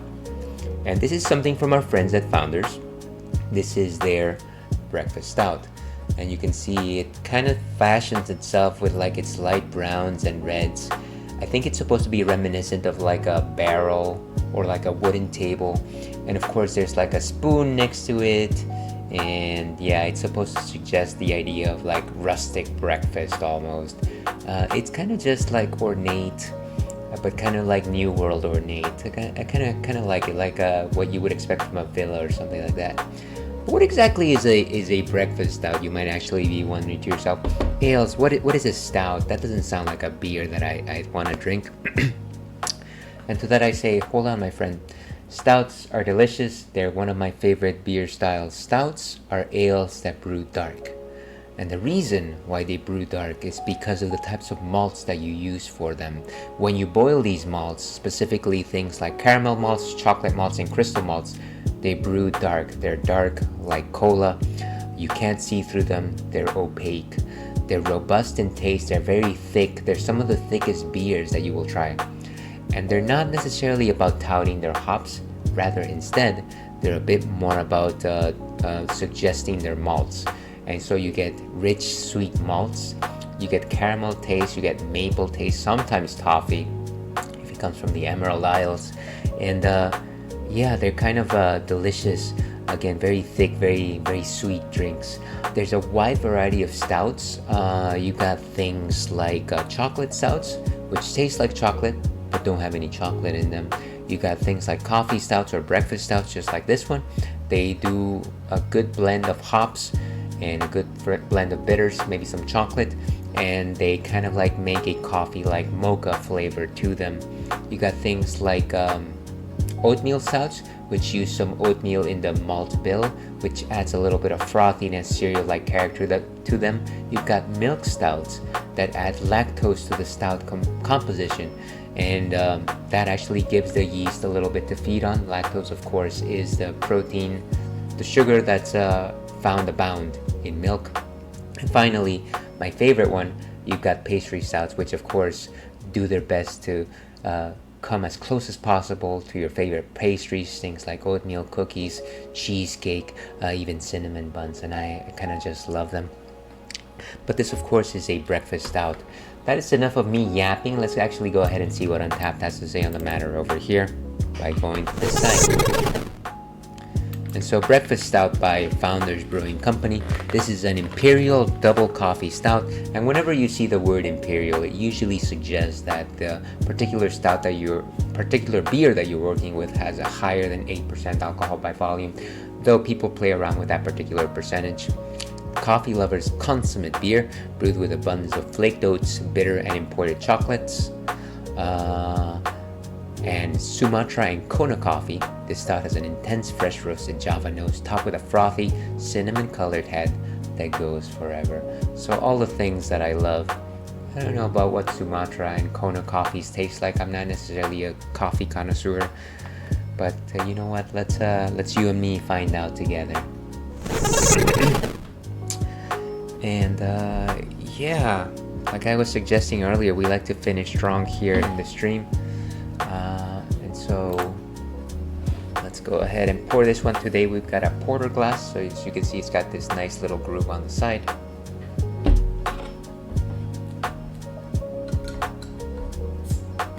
And here we go.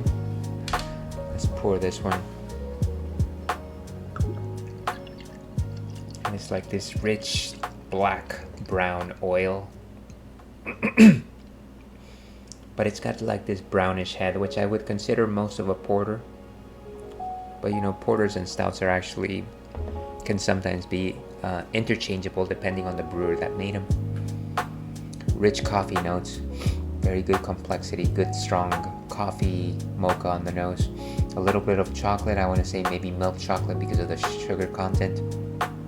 Some cinnamon spice as well. Feminale viewer.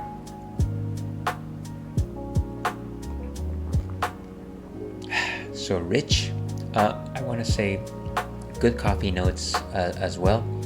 Creamy coffee. I wonder if this actually includes lactose or if it's just the oat character that's giving it that creamy character. Frothy, and that definitely comes from the flaked oats that were used here. In terms of bitterness, it varies. I want to say if you're new to like a breakfast stout, it might hit you more, but because I'm kind of used to it, it actually gets balanced out by the sweetness of this particular drink. Very strong in terms of its stout character. It is very much malt forward, and I want to say it's almost like a thickness based on molasses. Not certainly not something to take down without good thought. And yeah, once again, thick. I want to say a 4 out of 5 in terms of body composition. This is wonderful. I'm going to go ahead and rate this. I want to say 375 today. And we are checked in. Get away from me promotion, because cheers. We have got it. We have got it, my friends. But that is what we're drinking for the last part of this stream. Let's go ahead and go back to Castlevania Symphony of the Night. And notification. Alright, let's keep going here. Sorry, gotta get my stream manager up. And let's put some sound back on. So we're gonna go to the center of the castle, and in order to do that we're actually going to teleport, and I want to say maybe we teleport all the way over here. I think this is as close as we get to this area over here. I think we get to the center of the castle maybe through this little nook over here. I think you can see my cursor. Yes, you can. So I think that works out. Indeed it does.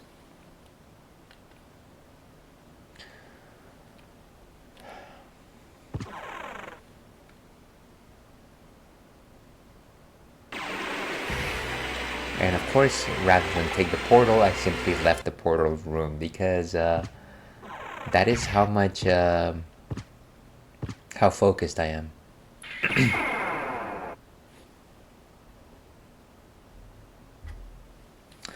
And let's see, not this one.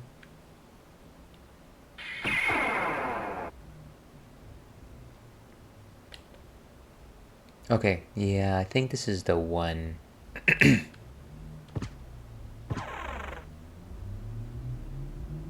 Let's go, Fiendy.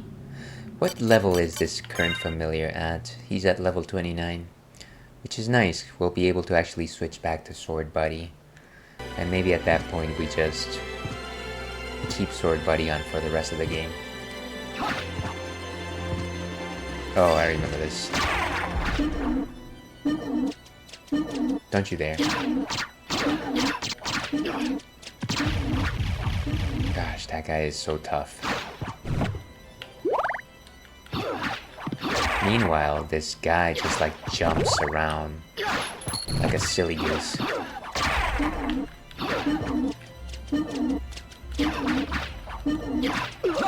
Of course I gotta just...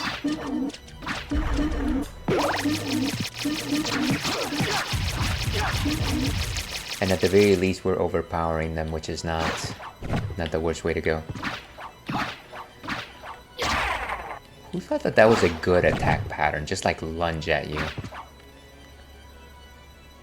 Let's find that save room before we keep moving.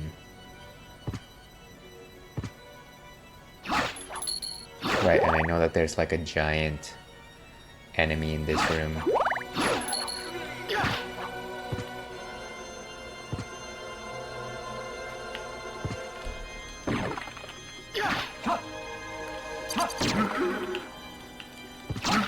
Look at this loser. I wonder how much more it'll take. Maybe let me stand in the middle of the room so he doesn't keep running away.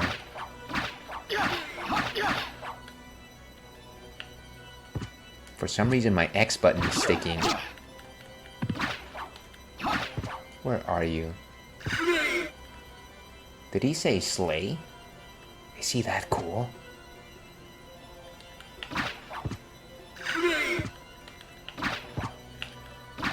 Wow. How effective is this person's attack if it's barely getting me?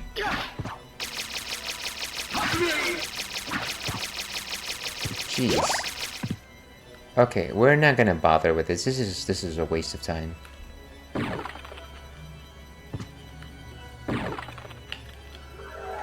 Just... oh, come on, just...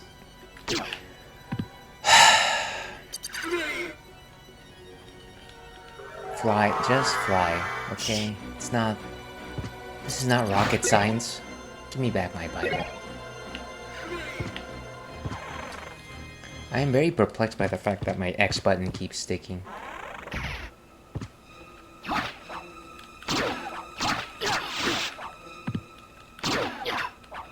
And then the headache of doom.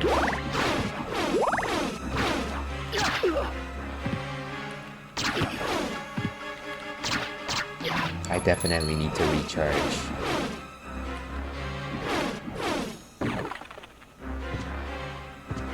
Okay, good. Made it.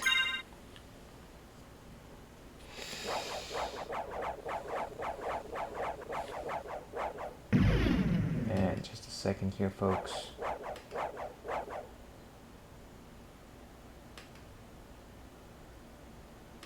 Okay, let's keep going. So now we can go to that heart of the castle.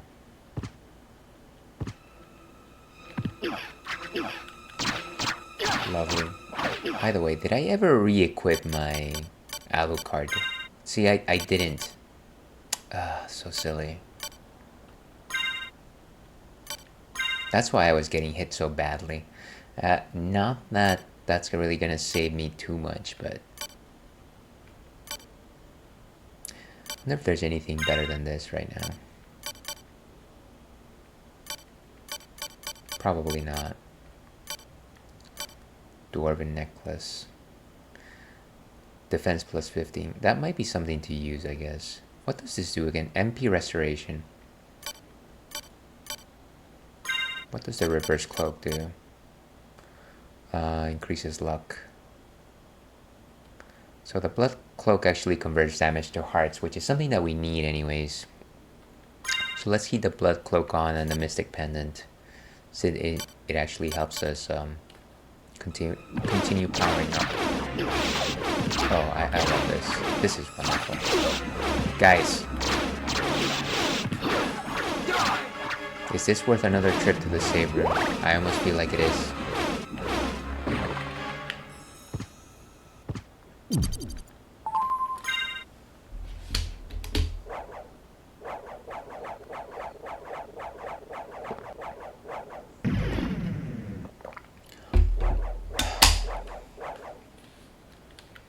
Okay, so now let's go explore.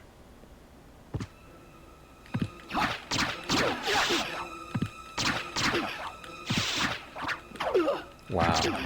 Jeez, guys.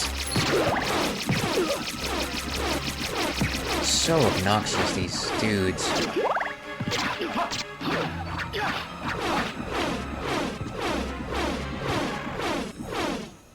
Okay, let's keep going.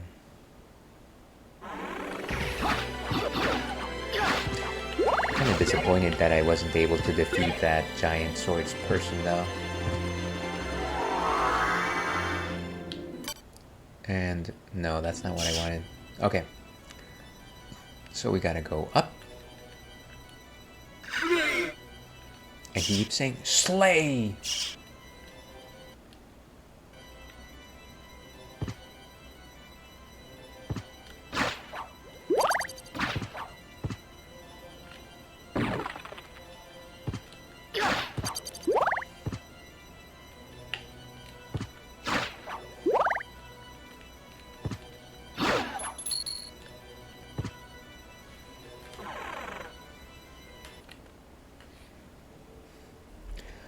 And to your health.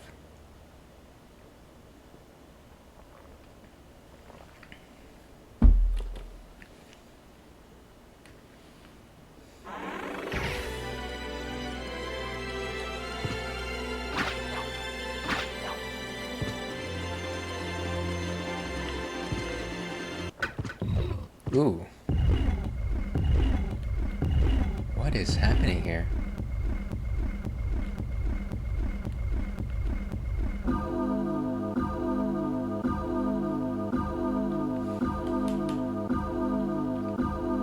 I think something is happening.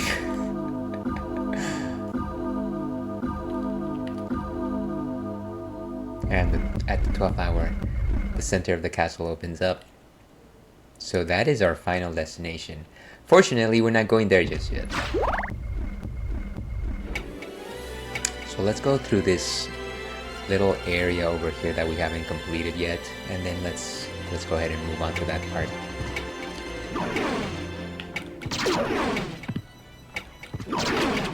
Jeez. Okay, missed. Oh, look at that.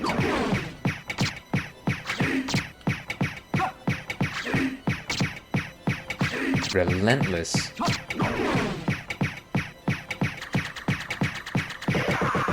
Down they go. That is so satisfying. I hate that guy.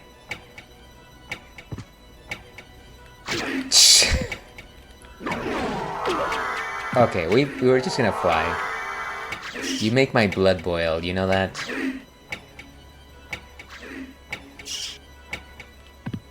Whoa. What is this?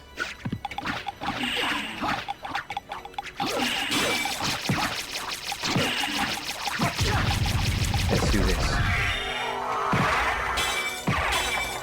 Nice. And that is why you use magic.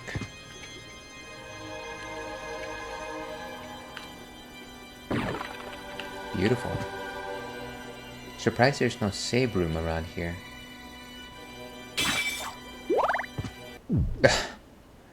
Speaking of which...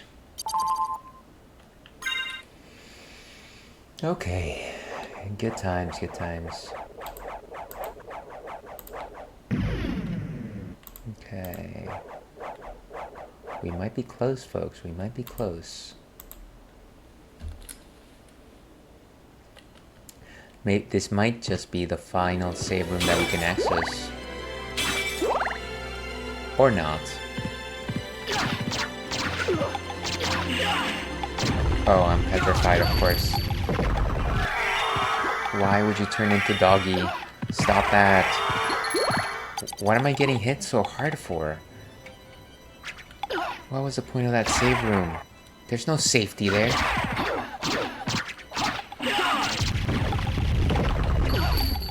Oh, wonderful.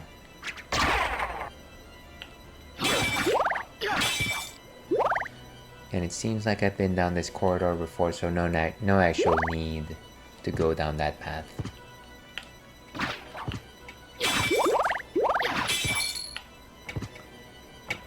Okay. You're gonna rise to the occasion. Goodbye, guys.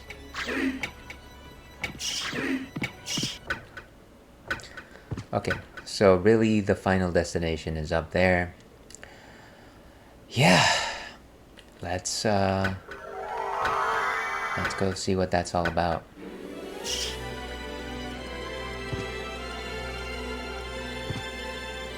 Ooh, another save room. Overwrite the data here. We might have to save again.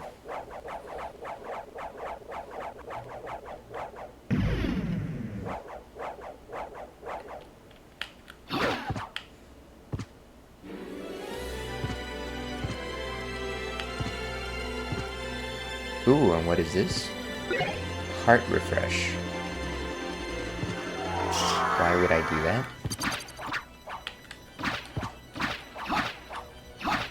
What does that do? That kind of seemed like a face mask almost. But I'm going to assume that maybe it was... Restores 500 hearts. Wow. That is definitely a good item to have. Increases intelligence. So let's go to the final room here. Let me go ahead and save. For the first, I'm going to assume that this is the final challenge here. And so let me go ahead and equip my favorite friend of them all, Sword Buddy. And in terms of proper equipment, I think we're fine with the Alucard stuff, as well as these. We might have to change depending on what we encounter the difficulty level is here, but let's try this out first as we are right now.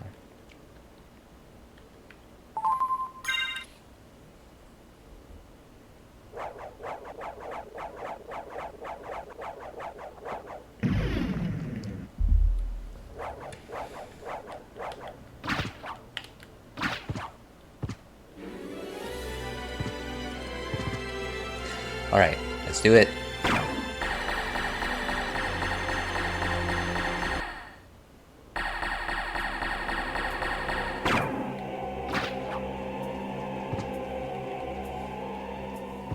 Let's fly. And I should have just flown. What an interesting locale.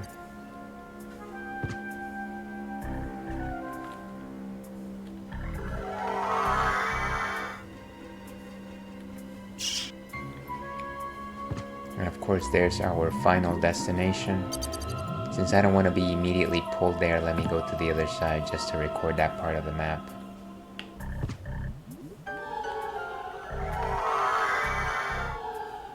That almost looked like a door. Okay. Let's go to the heart of the matter. Ooh. All hail the son of our master, stronger than the mightiest hunter. So you were the one controlling Belmont? Yes, the dark priest called Shaft. Shaft? Can you dig it? In a forge of chaos. You made Belmont lord of the castle. Why? Yeah, actually, why? Because we tire of these hunters and their holy power. If they would but turn on one another. Although Then the that's... strongest one among them would eliminate the rest. Is that how that Belmont. works? Belmont. Yes. So I converted him, brought him here to lure the rest, to force them all to fight and die. Here's wondering how many of them he actually But you lured. never planned for me, and now you failed. Ha! Your human soul as frail as his was. You'll take his place. I'll tear that soul apart. Okay. It's go time.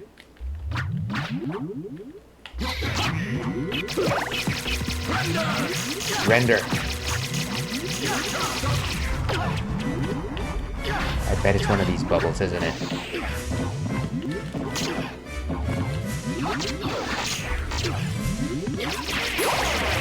Whoa, hey!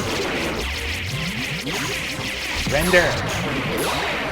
Jeez, what are these? Nice. No! I don't know what I was hitting, Your but it seems beloved like it was good darkness enough. awaits you. Dwell there for all eternity. Boom. I die victorious. Count Dracula rises even now. Let him purge the world in flames. Wait, why would he rise? I thought we just defeated you. That does not follow.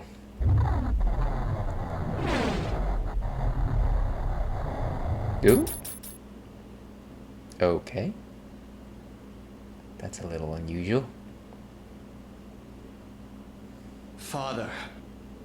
Well met, my son. Well met. It's been a long time. Papa. Not nearly long enough. I can't allow you to leave here, Father.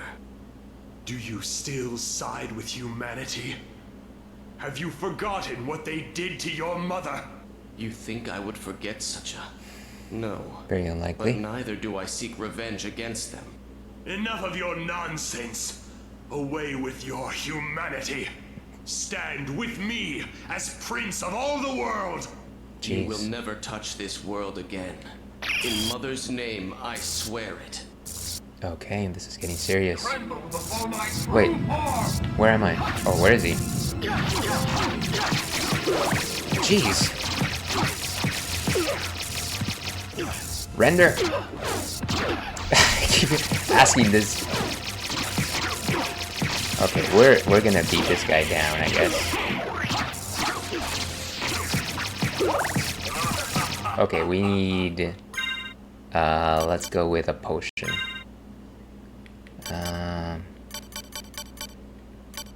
A high potion. I'll buy it at a high price.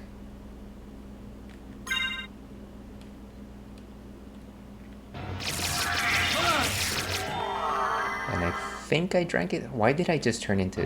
Whatever. 100? Okay, we need another one. And let's equip back our sword. What is this? Damages all enemies. Might as well. Might as well.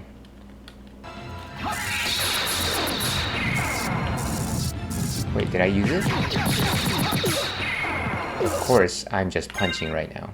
Because I'm a fool. Where's my sword? Alucard sword.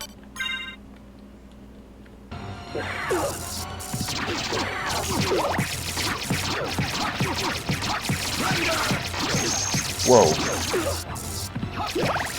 Okay, I need an elixir. Right now. Right now, my friend. Could use one of those pentagrams too. And pentagram. Let's see, where's that thing?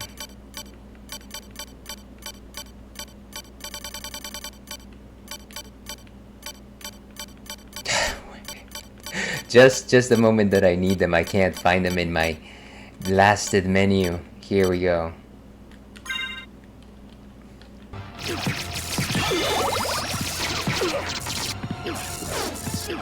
Another one.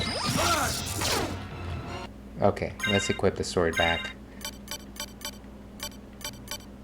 Alucard. Not falling for that old trick again.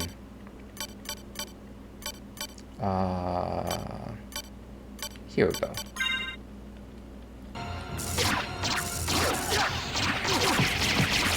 Out of the way.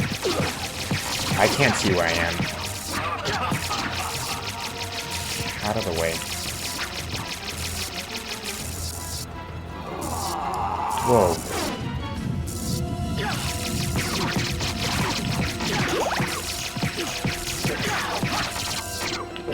Cut him.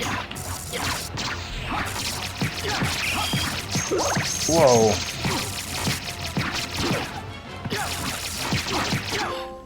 Go back to the Yes. abyss. Trouble the soul of my mother no more. How could I have lost? I think the answer You is a lost bunch your of Bibles heart, and Sword Buddy. Your soul. You'll never win without them. You forgot the heart of the cards, Dracula. So, I tragically sacrificed all I held dear. I think you in a did. search for power, did I? Did you not? Tell me, what were Lisa's last words? She said, do not hate humans. If you cannot live with them, then at least do them no harm, for theirs is already a hard lot. She also said that she would love you for eternity. Lisa, forgive me. Farewell, my son. You kind of understand the ambivalence that Dracula has with Lisa and humanity, which must be very difficult, of course. We did it, folks. We have done it.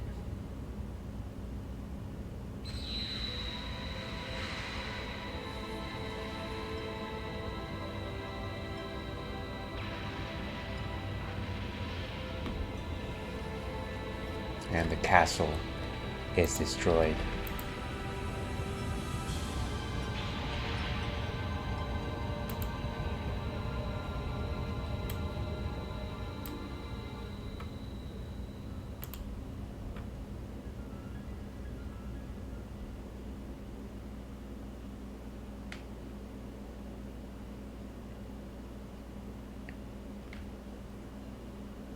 And there's our friends. So you made it. Alucard, you're all right. So you had to fight your own father? It's my fault. If I hadn't been so weak, we wouldn't be here. Yeah, you Not better so. think about what you did there, I Richter. had my own reasons to face him. Still, it couldn't have been easy. It wasn't. But remember, the only thing necessary for evil to triumph Is for good men to do nothing. Yeah, just like Dr. Dalsim once said. So what now, Alucard? The blood in my veins is cursed. It's best for the world if I disappear, now and forever. I see. Farewell, then. We'll not meet again. Alucard, Well, are you going after him or not? I'm sorry. I have to follow him. I can't just... It's all right. I'm Hurry up and interested. catch him. If anyone can save him, you can. She's gonna save Thank you, Richter, Alucard. for everything. Thank you, Maria. Very cool. So there is still hope for Alucard and his loneliness. Wow. But that is it. That is Castlevania Symphony of the Night.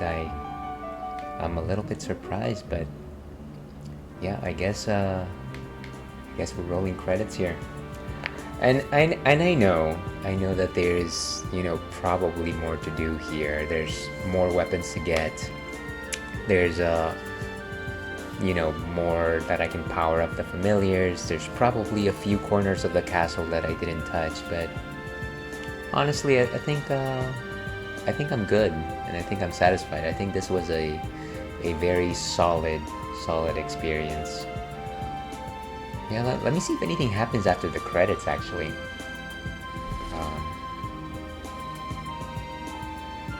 Yeah, this is, I honestly didn't expect to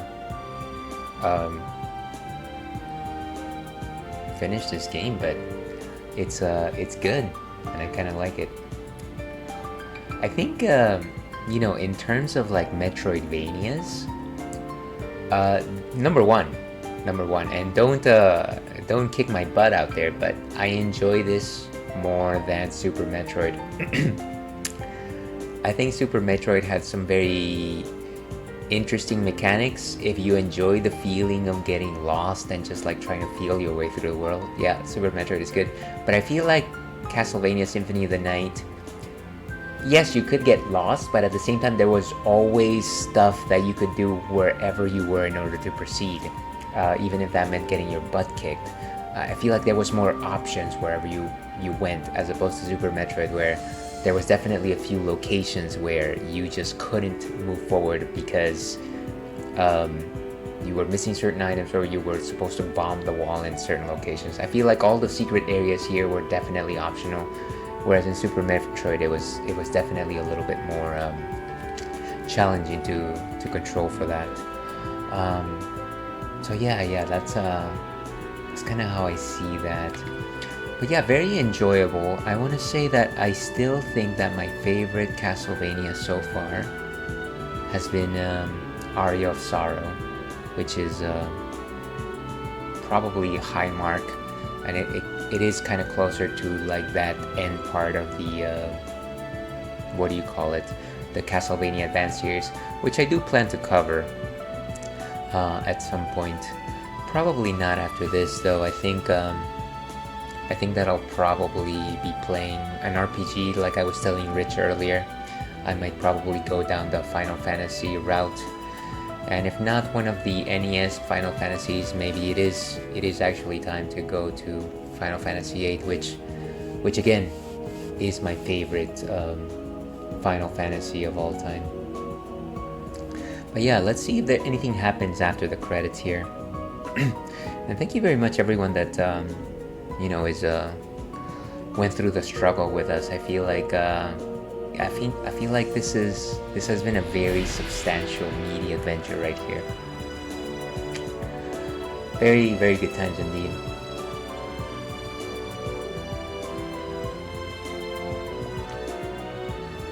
I really hope we get like some extra cinematic maybe at the end or something like that.